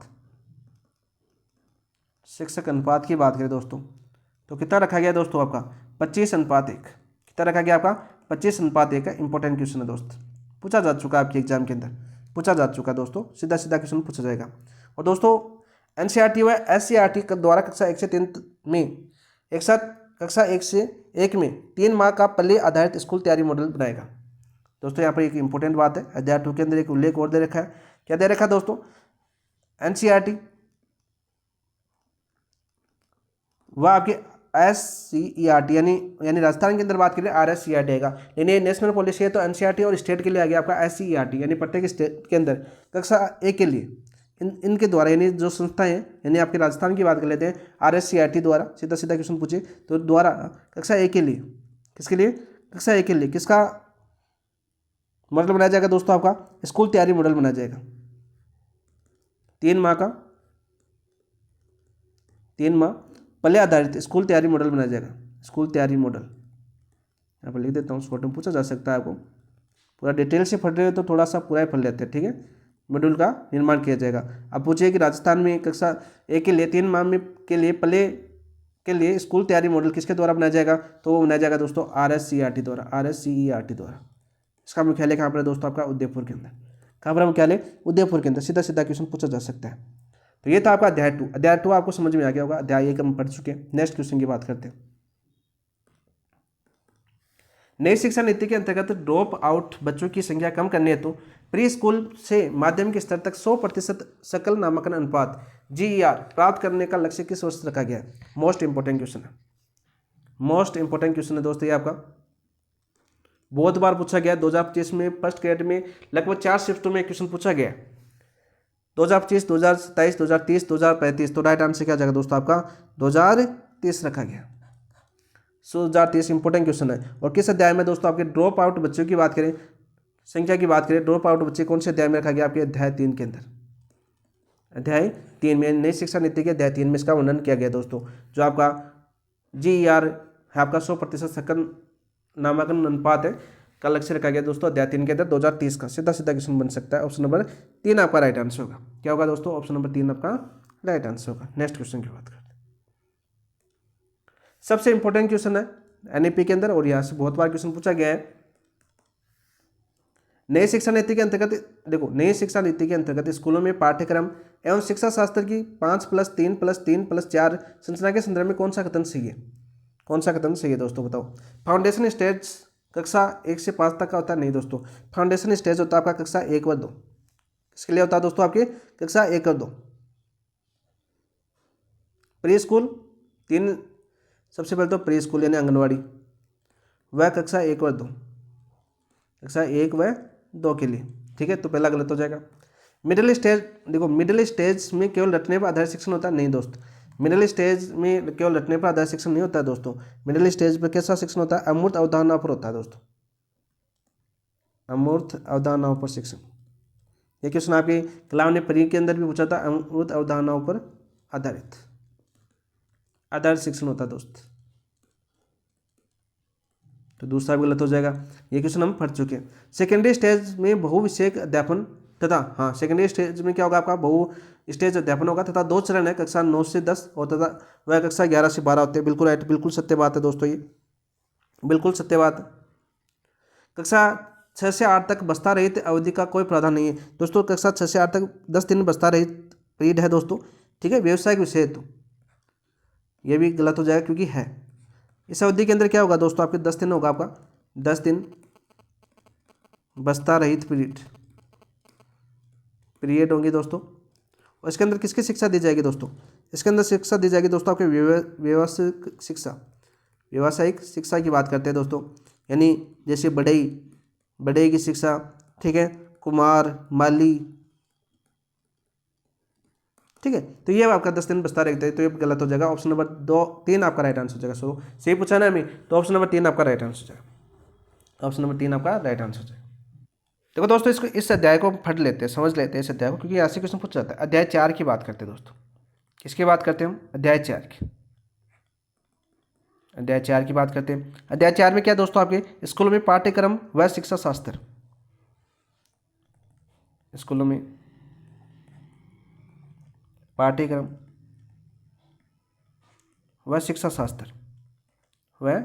शास्त्र की बात करते हैं दोस्तों। सीधा सीधा क्वेश्चन आगे से चपेगा। सबसे पहले बात करते हैं प्रावधान क्या रखा है, यानी नई डिजाइन की बात कर लेते हैं दोस्तों। नई डिजाइन की बात करते हैं। नए डिजाइन की प्रावधान करें। कैसा मॉडल रखा गया दोस्तों? आपका 5+3+4, 5+3+4 3 + 4। ठीक है, ये क्वेश्चन आपका रेट 2022 में क्वेश्चन पूछा गया था दोस्तों, 2022 में क्वेश्चन आया था दोस्तों। यहाँ पर बात करते हैं दोस्तों स्टेज की बात करते हैं। सबसे पहले स्टेज की बात कर लेते हैं इधर। ठीक है, तो स्टेज थी आपकी 5 + 3 + 3 + 4 स्टेज, और ये हो गया आपका आयु वर्ग हो गया दोस्तों, आयु वर्ग हो गया, और कक्षा होगी दोस्तों। इसको समझते हैं सबसे पहले। तो पहली स्टेज है आपकी फाउंडेशन।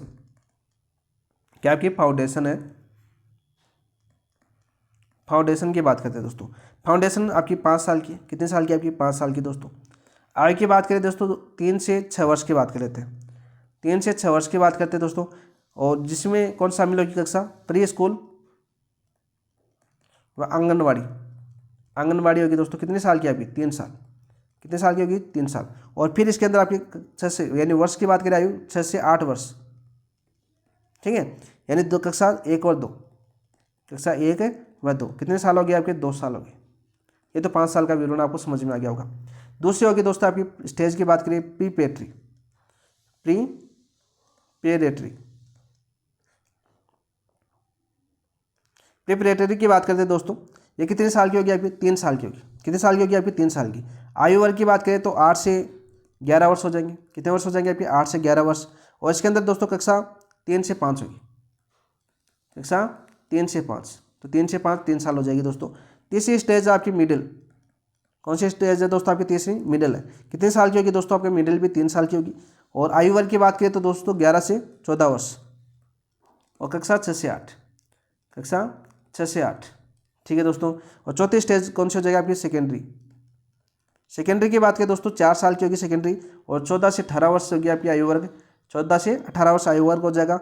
और कक्षा 9 से 12, कक्षा 9 से 12। और इसके अंदर 2 फेज बांटे गए दोस्तों, 2 फेज है इसके अंदर। अभी देखो हमने क्वेश्चन ऑप्शन नंबर 4, ये तो 9 से 10 है, और पहला फेज और दूसरा फेज है दोस्तों आपका 11 व 12। ठीक है, ये दोनों आपको याद होने चाहिए। अब देखो दोस्तों बात करते हैं, देखो फाउंडेशन स्टेज की बात करते हैं। सबसे पहले अलग पेन से बात कर लेते हैं, ग्रीन पेन से। फाउंडेशन स्टेज की बात करें, इसके अंदर दोस्तों आपकी खेल व गतिविधि आधारित होगा, तो ये आप अगले पेज पर लिख देता हूँ। फाउंडेशन स्टेज की बात कर लेते हैं ताकि आपको समझ में आएगा कि क्वेश्चन सीधे पूछे जाते हैं। फाउंडेशन स्टेज की बात करते हैं, इसके अंदर शिक्षण की बात करें, शिक्षा कैसे होगी दोस्तों।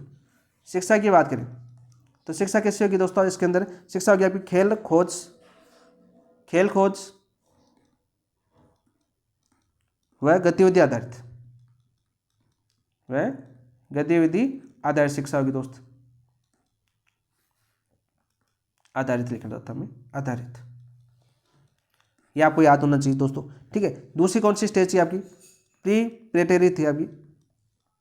प्रीपेरेटरी के अंदर बात करें दोस्तों, शिक्षा कैसी होगी दोस्तों, इसके अंदर होगी आपकी हल्के फुल्के पाठ्य पुस्तक आधारित, हल्के फुल्के पाठ्य पुस्तक आधारित, पुस्तकें आधारित शिक्षा होगी। तीसरी स्टेज कौन सी पढ़ी दोस्तों हमने, मिडिल स्टेज पढ़ी। ये तीनों क्वेश्चन आगे पूछे जा चुके हैं दोस्तों, जो यहाँ पर बता रहा हूँ सारे क्वेश्चन आपके पूछे जा चुके हैं। मिडिल स्टेज पर कैसी शिक्षा होगी दोस्तों, अमूर्त अवधारणाओं पर आधारित, अमूर्त अवधारणाओं पर आधारित, अमूर्त अवधारणाओं पर आधारित दोस्तों। ये क्वेश्चन आपका बहुत बार आ चुका है एग्जाम के अंदर, मोस्ट इंपॉर्टेंट क्वेश्चन है और बहुत बार आपके एग्जाम में आ चुका है। ठीक है दोस्तों। और चौथी थी आपकी सेकेंडरी स्टेज। सेकेंडरी की बात करते हैं दोस्तों, इसके अंदर आपके बहुविषयक अध्यापन होगा, बहुविषयक अध्यापन, विषयक अध्यापन। अध्याय 4 बहुत इंपॉर्टेंट है, यहाँ से क्वेश्चन बहुत बार पूछे गए, इसलिए पूरा डिटेल से आपको बता रहा हूँ दोस्तों। और अभी इन्हीं के आधार पर दोस्तों का अधिगम का आकलन, अधिगम के लिए आकलन, अधिगम के रूप में आकलन किस पर आधारित होता है, इसके आधार पर होता है दोस्तों। सीधा क्वेश्चन आपको पूछा जाता है। और ग्रेड 5 तक, और या संभव हो तो ग्रेड 8 तक मात्र शिक्षा का जो यहाँ पर नोट लगा के याद कर लो दोस्तों। ग्रेड 5 तक की बात करते हैं, ग्रेड 5 तक कौन सी शिक्षा दी जाएगी दोस्तों, आपकी मातृभाषा आधारित। और दोस्तों एक इंपॉर्टेंट क्वेश्चन और बनता है इसमें, देखो ग्रेड 6 से 8 तक की बात करते हैं, ग्रेड 6 से 8 तक की बात करते हैं दोस्तों। इसके अंदर दोस्तों विद्यार्थी किसमें भाग लेगा, विद्यार्थी किसमें भाग लेगा दोस्तों, ये क्वेश्चन बहुत बार पूछा गया है। विद्यार्थी भाग लेगा दोस्तों the language of India, the language of India में भाग लेगा, ऑफ इंडिया प्रोजेक्ट में भाग लेगा दोस्त, प्रोजेक्ट में भाग लेगा। ये क्वेश्चन भी आपका बहुत बार पूछा गया है। कौन से ग्रेड के वाले? ग्रेड 6 से 8 तक। और देखो मातृभाषा की शिक्षा संभव हो तो ग्रेड 8 तक दी जाएगी। कहाँ तक दी जाएगी आपकी? ग्रेड 8 तक। यानी ग्रेड 5 तक तो संभव है, ग्रेड यदि संभव हो तो ग्रेड 8 तक की भी मातृभाषा दी जाती है। ये भी क्वेश्चन आपको याद होना चाहिए दोस्तों। तो ये सारे के सारे इंपॉर्टेंट आपको याद होने चाहिए। नेक्स्ट क्वेश्चन की बात करें, नेक्स्ट है और इन समीक्षा के लिए कौन सा कार्यक्रम कर रहा है? ये भी याद करो। इसकी समीक्षा के लिए कौन सा कार्यक्रम चला गया दोस्तों? समीक्षा के लिए कार्यक्रम चला गया आपका, इंपॉर्टेंट नोट लगा के याद कर लो। कौन सा आपका? प्रक कार्यक्रम। कौन सा चला गया आपका? प्रक। नोट लगा देता हूँ। समीक्षा कार्यक्रम कौन सा आपका? प्रक। ये आपका शॉर्ट में आप याद कर सकते हो। तो देखो आपका क्वेश्चन क्या था अपना? क्वेश्चन क्या था दोस्तों? सेकेंडरी स्टेज की भविष्य अध्यापन में 2 चरण 9 से 10 और 11 से 12 होते हैं। ऑप्शन राइट, ऑप्शन नंबर 3 आपका राइट आंसर हो जाएगा। पूरा क्वेश्चन यानी अध्याय 4 आपको पूरा समझा दिया। यहाँ पर जो इंपॉर्टेंट क्वेश्चन पूछ जाते हैं यहाँ से इंपॉर्टेंट क्वेश्चन पूछा जाता है। लास्ट टाइम तो ये पूछा गया था, आगे यहाँ से पूछा जा सकता है दोस्तों।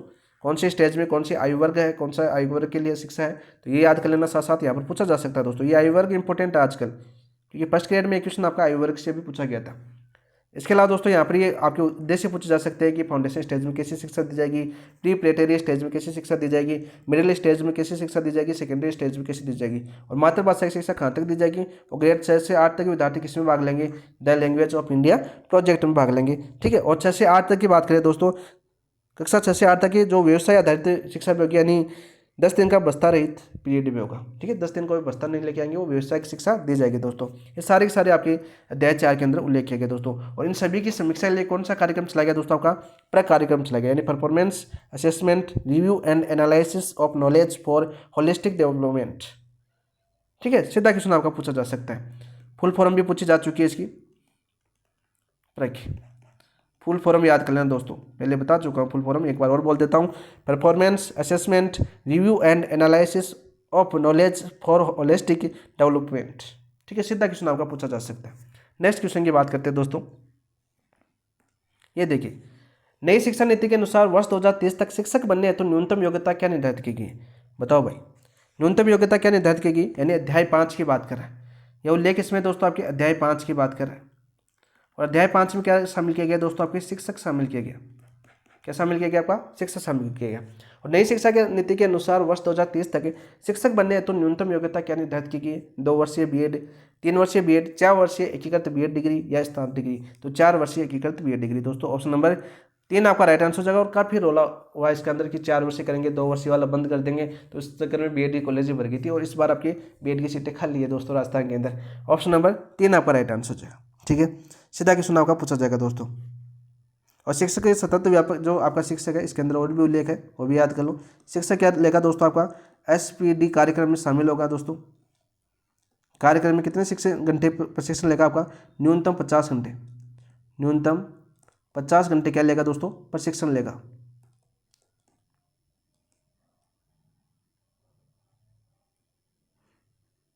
प्रशिक्षण यानी स्वेच्छा से, ये निर्धारित किया गया किसमें? एनईपी 2020 के अंदर। सीधा क्वेश्चन पूछा जाएगा।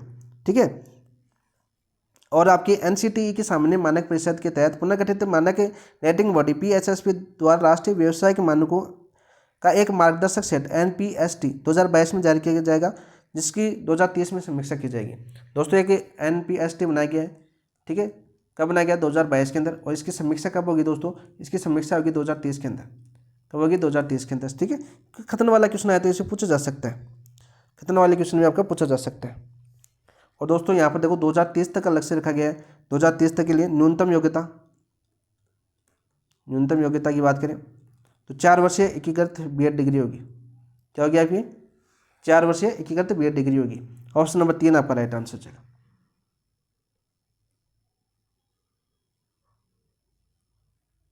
नेक्स्ट क्वेश्चन की बात करते हैं। नई शिक्षा नीति के अंतर्गत समता मूलक एवं समावेशी शिक्षा के लिए किन क्षेत्रों को विशेष शिक्षा क्षेत्र यानी सेज घोषित करने का प्रावधान किया गया? इंपॉर्टेंट क्वेश्चन है दोस्तों। यह अध्याय 6 की बात कर रहा है। किसकी बात कर रहा है दोस्तों? आपके अध्याय 6 की। सबसे पहले तो क्वेश्चन आया अपने कहाँ से पूछा गया दोस्तों? अध्याय 6 से क्वेश्चन बना है दोस्तों। क्या बना है क्वेश्चन अपना? क्वेश्चन देखिए, क्वेश्चन बना अपना, नई शिक्षा नीति के अंतर्गत समतामूलक एवं समावेशी शिक्षा के लिए किन क्षेत्रों को विशेष शिक्षा क्षेत्र सेज घोषित करने का प्रावधान किया गया? शहरी क्षेत्रों को, निजी विद्यालय बहुल क्षेत्रों को, शैक्षिक रूप से वंचित एसईडीजी आबादी वाले क्षेत्रों को, केवल आदिवासी क्षेत्रों को। तो राइट आंसर क्या हो जाएगा दोस्तों? बताओ भाई। ऑप्शन नंबर 3 आपका राइट आंसर गया, शैक्षिक रूप से वंचित आबादी वाले क्षेत्रों को। ठीक है, ऑप्शन नंबर 3 आपका राइट आंसर हो जाएगा, यानी स्पेशल एजुकेशन जोन। ठीक है, SEG की फुल फॉर्म भी याद कर लेना, SEG की स्पेशल एजुकेशन जोन की बात करते हैं दोस्तों। SEDG बड़ी आबादी वाले क्षेत्रों को शामिल किया गया दोस्तों। समतामूलक और समावेशी शिक्षा, यानी अध्याय 6 क्या है आपका, समतामूलक व समावेशी शिक्षा है। ठीक है, ये भी याद हो गया आपको, अध्याय 6 का नाम क्या है आपका, समतामूलक और समावेशी शिक्षा है दोस्तों। केंद्र सरकार द्वारा सभी लड़कियों व ट्रांसजेंडर छात्रों हेतु समावेशी शिक्षा निधि का गठन किया गया। केंद्र सरकार की बात करते हैं दोस्तों, केंद्र सरकार द्वारा सभी लड़कियों यानी सभी गर्ल्स की बात कर लेते हैं, सभी लड़कियों व ट्रांसजेंडर ठीक है छात्र हेतु किसका गठन किया गया दोस्तों, गठन किया गया आपका जेंडर समावेशी निधि का, जेंडर समावेशी निधि का गठन। सीधा क्वेश्चन आपका पूछा जा सकता है, ऑप्शन नंबर 3 आपका राइट आंसर। नेक्स्ट क्वेश्चन की बात करते हैं दोस्तों, स्कूल कॉम्प्लेक्स या क्लस्टर व्यवस्था के संबंध में कथन और कारण सही विकल्प चुनिए। यानी स्कूल कॉम्प्लेक्स और क्लस्टर माध्यम में सही कथन चुनना में दोस्तों। सबसे पहले बात करते हैं ये क्वेश्चन कहाँ से बना आपका, ये क्वेश्चन बना दोस्तों आपके अध्याय 7 से। हर एक पॉइंट से क्वेश्चन आपको यहाँ पर प्रोवाइड करवाया गया है। बुकलेट की एक भी लाइन ऐसी नहीं है जहाँ आपको यहाँ पर बताई नहीं गई है, पूरी डिटेल यानी पूरी जो आपकी GST है वो आपको एनालिसिस करवाई गई है MCQ के माध्यम से। ठीक है, साथ साथ आप MCQ देख रहे भी होंगे, जिसके पास GST है वो देख लेना। साथ साथ कथन दे रखा है आपका, स्कूल कॉम्प्लेक्स की स्थापना का उद्देश्य संसाधनों का कुशल उपयोग व प्रभावी गवर्नेंस है। बिल्कुल सत्य बात। कारण दे रखा है, वर्ष 2025 तक 5 से 10 किलोमीटर के दायरे में एक स्कूल कॉम्प्लेक्स स्थापित करने का लक्ष्य रखा गया। बिल्कुल राइट, यानी उद्देश्य इसका बिल्कुल यानी कारण है वो सही है। ठीक है, तो A और R दोनों सत्य है और R एक ही सही व्याख्या भी कर रहा है, तो ऑप्शन नंबर 1 आपका राइट आंसर हो जाएगा। क्या हो जाएगा दोस्तों आपका ऑप्शन नंबर। और वर्ष 2025 5 से 10 किलोमीटर दायरा वाला स्कूल कॉम्प्लेक्स स्थापित करने का लक्ष्य रखा गया, तो वर्ष 2025 आपका कंप्लीट हो चुका है दोस्त। 2025 आज आपका अंतिम दिन है, कल से आपका 2026 है, तो हैप्पी न्यू ईयर दोस्तों। साथ साथ कमेंट के अंदर मुझे भी कर देना विश, ठीक है करने की इच्छा है तो ऑप्शन नंबर 1 आपका राइट आंसर हो जाएगा दोस्तों। प्रत्येक राज्य में या जिले में बाल भवन की स्थापना की जाएगी। प्रत्येक जिले में किसकी स्थापना की जाएगी दोस्तों, बाल भवन की स्थापना की जाएगी, लेकिन ऐसा नहीं हुआ है दोस्त, मेरे हिसाब से नहीं होगा। ठीक है, 2025 का लक्ष्य तय है। ठीक है, 2025 आपका कंप्लीट हो चुका है। नेक्स्ट क्वेश्चन की बात करते हैं दोस्तों, बहुत ही अच्छा क्वेश्चन है, बहुत ही शानदार क्वेश्चन है। स्कूली शिक्षा के मानक निर्धारण एवं प्रमाणन के संदर्भ में सही मिलान कीजिए। देखो यहाँ पर मानक निर्धारण और प्रमाणन की बात करें तो कौन से अध्याय के अंदर है। देखो दोस्तों यहाँ पर अध्याय 8 से एक क्वेश्चन बना है, यानी नई शिक्षा नीति के अध्याय 8 से एक क्वेश्चन आपको दिया गया है दोस्तों। सूची फर्स्ट और सूची सेकंड दे रखी है, SSA यानी SSSA दे रखा है दोस्तों। न्यूनतम गुणता व व्यवसायिक मानक का निर्धारण बिल्कुल राइट, पहले में हो जाएगा। तो दूसरा और तीसरा ऑप्शन तो वैसे कैंसिल हो गया। SERT यानी अकादमिक मानक पाठ्यक्रम SQAAF का काम करेगी, बिल्कुल राइट। निपुण भारत FLL लक्ष्य प्राप्ति अभियान है, बिल्कुल राइट। तो 1 2 3 आपका राइट आंसर हो जाएगा, ऑप्शन नंबर 3 1 आपका राइट आंसर हो जाएगा। क्या हो जाएगा दोस्तों आपका ऑप्शन नंबर 1 आपका राइट आंसर हो जाएगा। यानी देखो SQAAF की बात करें तो state quality assessment and accreditation framework विकसित करेगा। कौन करेगा आपका SERT, यानी आपको प्रत्येक राज्य के अंदर, यानी राजस्थान के अंदर एक काम कौन करेगा दोस्तों, राजस्थान के अंदर करेगा दोस्तों RSCERT। कि हम राजस्थान से है तो राजस्थान वाली बात करें, ये केंद्र की बात करता है, यानी प्रत्येक स्टेट के लिए काम दिया गया दोस्तों। सीधा क्वेश्चन आपका पूछा जा सकता है। SSSA की बात करें तो आपका स्टेट स्कूल स्टैंडर्ड अथॉरिटी की बात करें की स्थापना की जाएगी, तो न्यूनतम गुणवत्ता व व्यवस्था के मानक निर्धारण के लिए।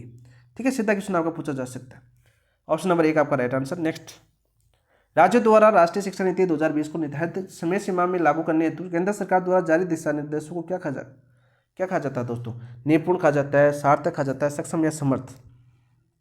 तो दोस्तों सार्थक कहा जाता है, ऑप्शन नंबर 2 आपका राइट आंसर है।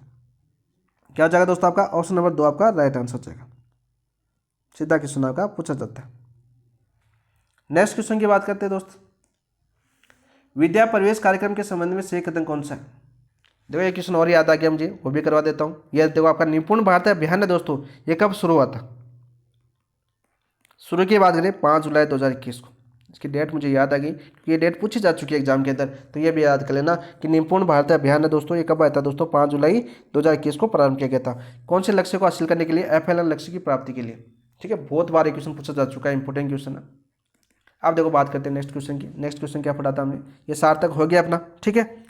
नेक्स्ट क्वेश्चन था आपका विद्या प्रवेश कार्यक्रम के संबंध में सही कथन कौन सा है। 10-11 क्वेश्चन और है दोस्तों, कर लेते हैं। कक्षा 2 के विद्यार्थियों के लिए कक्षा 1 यह 1 माह का एकात्मक कार्यक्रम है। कक्षा 1 में नव प्रवेशित विद्यार्थियों हेतु 3 माह या 12 सप्ताह का खेल आधारित कार्यक्रम में कौन सा आपका विद्या प्रवेश कार्यक्रम। ऑप्शन नंबर 3 आपका राइट आंसर हो जाएगा। क्या जाएगा दोस्तों आपका, ऑप्शन नंबर 3 आपका राइट आंसर हो जाएगा। किसकी सिफारिश पर चालू किया गया था ये भाई, किस पर आधारित है ये, आधारित की बात करें, आधारित या सिफारिश की बात करें तो आपके निपुण भारत अभियान पर। निपुण भारत अभियान कब जारी होता दोस्तों आपका, कब जारी होता, 5 जुलाई 2021 को। देखो यहाँ पर बता दिया, चलो कोई नहीं, वहाँ पर भी बता दिया था मैंने, 5 जुलाई 2025 नहीं 2021। इसके अंदर दोस्तों आयाम कितने थे वो क्वेश्चन आ चुका है, यानी विद्या प्रवेश के अंदर आयाम कितने रखे गए थे दोस्तों, आयाम आपके 3 रखे गए थे। नेक्स्ट क्वेश्चन शायद वही है। देखिए दोस्तों, स्कूल रेडिनेंस कार्यक्रम में शिक्षा छात्र में शामिल आयामों का सही संयोजन की पहचान कीजिए। सही संयोजन की हमें पहचान करनी है दोस्तों, बच्चा तैयार हो, विद्यालय तैयार हो, परिवार तैयार हो। ऑप्शन नंबर 3 आपका राइट आंसर हो गया, क्योंकि ये क्वेश्चन भी आपका फर्स्ट ग्रेड 2025 में पूछा जा चुका है, ठीक है। स्कूल रेडिनेस कार्यक्रम के शिक्षा शास्त्र में शामिल आयामों का सही संयोजन की पहचान कीजिए, बच्चा तैयार हो, विद्यालय तैयार हो और परिवार तैयार हो दोस्तों। ऑप्शन नंबर 3 आपका राइट आंसर हो जाए। नेक्स्ट क्वेश्चन की बात करते हैं दोस्तों, मुख्यमंत्री शिक्षित राजस्थान अभियान के अंतर्गत संचालित निपुण संवर्धन कार्यक्रम। देखो मुख्यमंत्री शिक्षित राजस्थान अभियान की बात करिए, 29 मार्च 2025 को चालू हुआ था। निपुण भारत संवर्धन कार्यक्रम का मुख्य उद्देश्य क्या है, मोस्ट इंपोर्टेंट क्वेश्चन है, नवीनतम क्वेश्चन है तो सीधा पूछने की संभावना भी है दोस्त। निपुण संवर्धन कार्यक्रम का मुख्य उद्देश्य क्या है, माध्यमिक शिक्षा में सुधार, डिजिटल शिक्षा में सुधार या 2026-27 तक FLN लक्ष्य हासिल करना। तो ऑप्शन नंबर 3 आपका राइट आंसर हो जाएगा, क्योंकि पहले 2025 का लक्ष्य हासिल किया गया था, 2025 किया था ना, कक्षा 3 की बात करें तो इसके अंदर आप दोस्तों निपुण संवर्धन कार्यक्रम शुरू हो चुका है, जिसमें लक्ष्य रखा गया 2026-27 तक FLN लक्ष्य का हासिल करना लक्ष्य रखा गया, 2 साल बढ़ा चुके हैं तो इसी वर्ष 2025 के अंदर। तो ऑप्शन नंबर 3 आपका राइट आंसर हो जाएगा। नेक्स्ट क्वेश्चन की बात करते हैं दोस्तों, स्वच्छ व हरित विद्यालय रेटिंग SHVR के संबंध में कथन और कारण का सही विकल्प चुनिए। सही विकल्प चुनना है दोस्तों हमें, चलो चुनते हैं भाई। सही विकल्प क्या है आपका, SHVR का शुभारंभ 29 जुलाई 2025 को किया गया। क्या सही बात है, 29 जुलाई 2025 को किया गया, बिल्कुल राइट भाई। NEP की 5वीं वर्षगांठ पर, NP 2020 की 5वीं वर्षगांठ पर 5 साल हो चुके हैं दोस्तों, NEP 2020 आए हुए, तो 5वीं वर्षगांठ पर स्वच्छ व हरित विद्यालय रेटिंग की बात करें SHVR का शुभारंभ किया गया 29 जुलाई 2025 को, इसी वर्ष। इंपॉर्टेंट क्वेश्चन है दोस्त, नवीनतम क्वेश्चन पूछने की संभावना ज़्यादा होती है, आप सभी को पता है। इसका उद्देश्य विद्यालयों को जल, शौचालय, स्वच्छता, व्यवहार परिवर्तन एवं मिशन गतिविधियों सहित 6 श्रेणियों में सशक्त बनाना है। 6 श्रेणियों में सशक्त बनाना है, बिल्कुल राइट। ए और आर दोनों सत्य, आर एक की सही व्याख्या भी कर रहा है, तो ऑप्शन नंबर 1 आपका राइट आंसर हो जाएगा। ऑप्शन नंबर 1 आपका राइट आंसर हो जाएगा दोस्त। नेक्स्ट क्वेश्चन की बात करते हैं, समग्र प्रगति प्रतिवेदन होलिस्टिक रिपोर्ट कार्ड के संबंध में सही कथन कौन सा है। यह केवल वार्षिक परीक्षा परिणाम को दर्शाता है, नहीं दोस्त, केवल वार्षिक परीक्षा परिणाम को नहीं दर्शाता। यह 360 डिग्री प्रगति कार्ड के रूप में विद्यार्थी के समग्र विकास को दर्शाता है। ऑप्शन नंबर 2 आपका राइट आंसर हो जाएगा, यह भी इंपॉर्टेंट क्वेश्चन है दोस्त। ऑप्शन नंबर 2 आपका राइट आंसर हो जाएगा दोस्तों। नेक्स्ट बात करते हैं दोस्तों, नेक्स्ट क्वेश्चन क्या आपका, परख राष्ट्रीय सर्वेक्षण 2024। देखो ये ऐसे क्वेश्चन पूछा जा चुका है आपका, क्वेश्चन 2000 इसकी बात करें 2025 के अंदर जो फर्स्ट ग्रेड की एग्जाम हुई थी और सेकंड ग्रेड की एग्जाम हुई थी, वहाँ पर पूछा जा चुका है। परख राष्ट्रीय सर्वेक्षण 2024 राजस्थान स्टेट रिपोर्ट के अनुसार राजस्थान में ग्रेड 3 के विद्यार्थियों का भाषा विषय में औसत प्रदर्शन कितना रहा दोस्तों, 44%, 53%, 60%, 70%। तो राइट आंसर क्या हो जाएगा दोस्तों आपका, राइट आंसर हो जाएगा 70%। ऑप्शन नंबर 4 आपका राइट आंसर हो जाएगा, ऑप्शन नंबर 4 आपका राइट आंसर हो जाएगा, ठीक है। वही बात करें गणित में कितना रहा दोस्त, गणित में रहा दोस्तों 66%, कितना ना 66%। ग्रेड 6 की बात करें दोस्तों, ग्रेड 6 की बात करें तो भाषा में कितना रहा दोस्त, भाषा में रहा 60% और गणित में कितना रहा दोस्तों आपकी, गणित में 53%। और ग्रेड 9 की बात करें दोस्तों, ग्रेड 9 के अंदर देखो भाषा के अंदर कितना रहा दोस्तों परसेंट, 56% और गणित के अंदर कितना रहा दोस्तों आपका 44%। तो ये तीनों इंपॉर्टेंट है दोस्तों, सीधा क्वेश्चन पूछा जाता है। और इस सर्वेक्षण कौन सी कक्षा के लिए गया था, कक्षा 3, देखो कक्षा 3, 6 और 9 के लिए, ठीक है। ग्रेड का मतलब समझे, ग्रेड का मतलब कक्षा ही है, कक्षा 3, 6 और 9 के लिए। ऑप्शन नंबर 4 आपका राइट आंसर है। नेक्स्ट बात करते हैं दोस्तों, 2030 तक देश के प्रत्येक जिले या उसके आसपास कम से कम एक बहुशिक्षक उच्च शिक्षा संस्थान स्थापित करने का मुख्य उद्देश्य क्या है? स्नातक शिक्षा को ऑनलाइन करना नहीं दोस्त, ठीक है।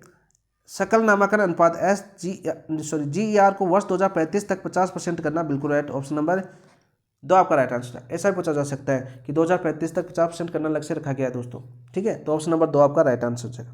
तो 2035 इंपॉर्टेंट दोस्त है, क्वेश्चन इंपॉर्टेंट है दोस्त। नेक्स्ट क्वेश्चन की बात करते हैं दोस्तों। स्नातक उपाधि की अवधि के अनुसार सर्टिफिकेट और डिप्लोमा कब प्रदान किए जाएंगे? 1 वर्ष पूर्ण होने पर, 2 वर्ष पूर्ण होने पर, 3 वर्ष पूर्ण करने पर, 4 वर्ष पूर्ण करने पर। तो राइट आंसर क्या हो जाएगा दोस्तों आपका? 1 वर्ष पूर्ण होने पर डिप्लोमा प्रदान किया जाएगा। तो ऑप्शन नंबर 1 आपका राइट आंसर हो जाएगा। क्या हो जाएगा दोस्तों? ऑप्शन नंबर 1 आपका राइट आंसर हो जाएगा। जो सर्टिफिकेट 1 वर्ष पूर्ण होने पर दिया जाएगा दोस्तों, और डिप्लोमा की बात करें, डिप्लोमा 2 वर्ष पूर्ण होने पर दिया जाएगा। वैसे देखें तो स्नातक उपाधि की बात कर रहे हैं यहाँ पर, देखो सर्टिफिकेट ही कर लेना दोस्तों। 1 वर्ष पूर्ण होने पर सर्टिफिकेट व 2 वर्ष पूर्ण होने पर डिप्लोमा प्रदान किया जाएगा, ठीक है। दोनों क्वेश्चन अलग अलग होने चाहिए। तो ऑप्शन नंबर 1 आपका राइट आंसर है। ये पूरा राइट आंसर होगा दोस्तों यहाँ तक। यदि दोनों पूछे सर्टिफिकेट और डिप्लोमा, तो सर्टिफिकेट दिया जाएगा दोस्तों 1 वर्ष पूर्ण होने पर, डिप्लोमा दिया जाएगा दोस्तों आपके 2 वर्ष पूर्ण होने पर, ठीक है। ऑप्शन नंबर 1 आपका राइट आंसर हो जाएगा। नेक्स्ट क्वेश्चन की बात करते हैं दोस्त। 49, स्नातक डिग्री कब प्रदान की जाएगी? स्नातक की डिग्री कब प्रदान की जाएगी दोस्तों? 3 वर्ष पूर्ण होने पर। ऑप्शन नंबर 3 आपका राइट आंसर हो जाएगा। क्या जाएगा दोस्तों? Option number 3। देखो 1 वर्ष पूर्ण होने पर, यहाँ पर लिख लो, 1 वर्ष पूर्ण होने पर सर्टिफिकेट दिया जाएगा, ठीक है। 2 वर्ष पूर्ण होने पर क्या दिया जाएगा दोस्तों? आपका डिप्लोमा दिया जाएगा। और 3 वर्ष पूर्ण होने पर क्या दिया जाएगा? आपका स्नातक डिग्री प्रदान की जाएगी। तीनों आपको यहाँ पर साथ याद कर सकते हो। ऑप्शन नंबर 3 आपका राइट आंसर हो गया। नेक्स्ट क्वेश्चन बात करते हैं दोस्तों, क्वेश्चन नंबर 50 की बात करते हैं। एमफिल कार्यक्रम के संबंध में सही कथन कौन सा है? एमफिल कार्यक्रम के संबंध में सही कथन कौन सा है? इसे केवल अनुसंधान विधियों में रखा जाएगा, इसे बंद कर दिया गया। तो वर्तमान में तो बंद ही कर दिया इसको, ठीक है। तो ये याद कर लो, एमफिल कार्यक्रम में सही कथन बाई इसे बंद कर दिया गया। ऑप्शन नंबर 2 आपका राइट आंसर हो जाएगा। नेक्स्ट बात करते हैं दोस्तों, उच्च शिक्षा हेतु स्थापित अकादमिक क्रेडिट बैंक ABC का मुख्य उद्देश्य क्या है? या अभी वर्तमान में आप फॉर्म भरते हो ना, जो नए अपने दोस्त लोग हैं, छोटे दोस्त भाई बहन अपने जो कॉलेज में शिक्षा कर रहे होंगे, तो उन्हें ABC कार्ड बनाना पड़ रहा है एग्जाम फॉर्म से पहले। शोध कार्यों को बढ़ा देने के लिए छात्रों को क्रेडिट और योग्यता अभिलेख रखना, केवल वित्तीय सहायता प्रदान करना, केवल STEM विषयों को बढ़ा देना। तो राइट आंसर क्या हो जाएगा दोस्तों? इसका उद्देश्य क्या है? छात्रों को क्रेडिट और योग्यता अभिलेख रखना। ऑप्शन नंबर 2 आपका राइट आंसर हो जाएगा, ठीक है। नेक्स्ट क्वेश्चन की बात करते हैं दोस्तों। Meru multi disciplinary education and research university का मुख्य उद्देश्य क्या है दोस्तों? बताओ। केवल तकनीकी शिक्षा प्रदान करना, केवल स्नातक डिग्री देना, समग्र व बहुशिक्षा विषयक शिक्षा एवं शोध प्रदान करना। तो राइट आंसर क्या हो जाएगा दोस्तों? आपका ऑप्शन नंबर 3 आपका राइट आंसर हो जाएगा। फैक्ट क्वेश्चन आपके दोस्तों सीधे पूछे जा सकते हैं। नेक्स्ट क्वेश्चन, HECI यानी higher education commission of India के अंतर्गत निम्नलिखित में से कौन सा संस्थान वित्त पोषण हेतु जिम्मेदार है? कौन सा भाई वित्त पोषण हेतु जिम्मेदार कौन सा है दोस्तों? NHERC, NAC, ठीक है। राष्ट्रीय प्रत्यायन परिषद, लिख देता हूँ राष्ट्रीय उच्च शिक्षा विनियामक परिषद, हिंदी में लिख देता हूँ राष्ट्रीय उच्च शिक्षा विनियामक परिषद, ठीक है। NAC की बात करें, राष्ट्रीय प्रत्यायन परिषद, राष्ट्रीय प्रत्यायन परिषद, फुल फॉर्म भी पूछी जा सकती है भाई। HEGC की बात करें, उच्च शिक्षा अनुदान परिषद, उच्च शिक्षा अनुदान परिषद। और GEC की बात करें, सामान्य शिक्षा परिषद, सामान्य शिक्षा परिषद, सामान्य शिक्षा परिषद, ठीक है दोस्तों। तो यहाँ पे देखो हमें पूछा गया कि कौन सा संस्थान वित्त पोषण हेतु जिम्मेदार है। तो वित्त पोषण हेतु जिम्मेदार कौन सा दोस्तों आपका? बताओ भाई।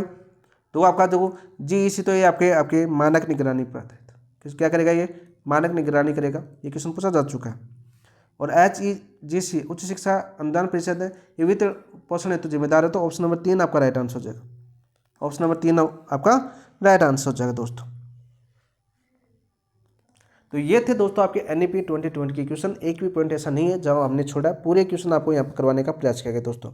आपको क्लास कैसी लगी जीएसटी की रिवीजन क्लास की बात करें, पूरा डिटेल से यहाँ पर करवाने का प्रयास किया गया है ताकि रिवीजन बेस्ट हो सके। तो दोस्तों आपकी बात करें यहाँ पर अधिगम के नवाचार कंप्लीट किया आज हमने और एनईपी 2020 हम कंप्लीट कर चुके हैं। कल की क्लास की बात कर लेते हैं दोस्तों। कल क्या पढ़ेंगे हम? कल दोस्तों हम पढ़ेंगे आपके बाल कल्याणकारी योजना। यहाँ से दोस्तों 2 क्वेश्चन आपके कन्फर्म आएंगे बाल कल्याणकारी योजनाओं से। लास्ट टाइम प्रत्येक शिफ्ट में 2 क्वेश्चन पूछे गए थे आपके, तो 2 क्वेश्चन आपके कन्फर्म आएंगे। तो इन 2 क्वेश्चनों को हम कल कंप्लीट कर लेंगे। 15 आपकी केंद्र सरकार की बात करें, केंद्र सरकार कितनी है दोस्तों? आपकी 15 है। राज्य सरकार की लगभग आपकी कुछ ज़्यादा ही है, 25-30 प्लस है आपकी, ठीक है। और इसके साथ साथ दोस्तों हम पुरस्कार भी पढ़ेंगे। विभिन्न पुरस्कार जैसे गार्गी पुरस्कार दिए जाते हैं, कौन कौन से पुरस्कार दिए जाते हैं वो भी हम कल ही पढ़ेंगे। यानी 3 टॉपिक हम कल करने का प्रयास करेंगे। कल पूरा 1 घंटे क्लास के अंदर अलग से करेंगे, क्योंकि इसका रिवीजन हम लास्ट टाइम भी एक बार करना जरूरी है कि योजनाओं से आपका क्वेश्चन पूछा जाएगा दोस्तों। तो ये आपके 25 पेज तक आपका कंप्लीट हो जाएगा, ठीक है। फिर हम करेंगे आपके सामान्य राजस्थान का सामान्य ज्ञान दे रखा है अगला टॉपिक, उसके बारे में बात करें। उसके बारे में नाथ पब्लिकेशन की बुक भी कर चुके हैं, पहले भी हम कर चुके हैं। चाहे आपका प्रतीक चिन्ह हो, चाहे आपके नगर हो स्थल हो, चाहे आपके धार्मिक स्थल हो, चाहे आपके प्रमुख औद्योगिक क्षेत्र हो, ठीक है, अनुसंधान केंद्र हो गया, ये भी आपके सामान्य ज्ञान के अंदर आते हैं, ठीक है। चाहे आपके वर्तमान में चाहे खेल खिलाड़ी हो, चाहे आपकी योजनाएं हैं वो भी सामान्य ज्ञान के अंदर आती है। वर्तमान की जो योजना है जन कल्याणकारी योजनाएं, चाहे आपकी फ्लैगशिप योजनाएं हो, चाहे आपके वर्तमान के उद्योग हो, तो ये सारे के सारे आपके सामान्य ज्ञान के अंदर टॉपिक आते हैं। वो कल एक साथ ही करने का प्रयास करेंगे परसों, ठीक है। लंबी क्लास करेंगे इस बार, ठीक है, कम से कम 2-3 घंटे की, इस तरह से मैराथन क्लास ही समझ सकते हो, ताकि हम कंप्लीट कर सके इस बुकलेट को। और यहाँ से लगभग हम 30 क्वेश्चनों का मैटर हम एक बार रिविजन और कर सकते हैं। 80 क्वेश्चन आपकी कॉमन टॉपिक है, तो लगभग 30 क्वेश्चनों का तो हम यहाँ पर कंप्लीट करें। बाकी जैसे विज्ञान ज्योग्राफी हम कर चुके हैं, कला संस्कृति हम कर चुके हैं, पॉलिटिकल की बात करें, पॉलिटिकल साइंस की बात करें तो वो भी हम कंप्लीट करेंगे नाथ पब्लिकेशन के माध्यम से इस वीक के अंदर, ठीक है। एक बार आपका पूरा रिवीजन और करवा देंगे। 2 बार रिवीजन करवा चुका हूँ सिलेबस का, तीसरी बार आपका रिवीजन चल रहा है। और वैसे टेस्टों की बात करें तो लगभग 4थी बार आपका रिवीजन हो रहा है प्रत्येक टॉपिक, जो मोस्ट टॉपिक है उनका। तो अब तक क्लासें कैसी लगी वो बताना, और जिन दोस्तों ने चैनल को सब्सक्राइब नहीं किया वो चैनल को सब्सक्राइब कर लेना, वीडियो को शेयर कर देना, और टेलीग्राम चैनल पर जुड़ जाना दोस्तों। सारे जीएसटी अपने टेलीग्राम पर डाल दी गई है दोस्तों। और जीएसटी की बात करें, टेलीग्राम की लिंक नीचे भी दी हुई है, और नाम अपना पेपर एनालिसिस पॉइंट है, डिस्क्रिप्शन में लिंक दी गई है दोस्तों। तो इसी के साथ इस क्लास समाप्त करते हैं। थैंक यू, धन्यवाद दोस्तों, जय हिंद। और अपनी प्रतिक्रिया जरूर देना दोस्तों कमेंट के अंदर, ताकि मुझे भी मोटिवेशन मिले कि आपके लिए जो मेहनत कर रहा हूँ वो आपको कितना बेनिफिट मिला, यानी रिवीजन कैसा हो रहा है आपका। उसका क्या होता है ना, अगली क्लास बनाने में थोड़ा सा मोटिवेशन आ जाता है कि चलो हम जो मेहनत कर रहे हैं उसका बेनिफिट अपने दोस्तों को मिल रहा है, ठीक है। आपके लिए अनुसार ही पूरी क्लास बनाई जा रही है, जैसे व्हाट्सएप ग्रुप वाले दोस्त मैसेज करते हैं उसी के हिसाब से सारी क्लासें आपको प्रोवाइड की जा रही है दोस्तों। थैंक यू, धन्यवाद दोस्तों, जय हिंद।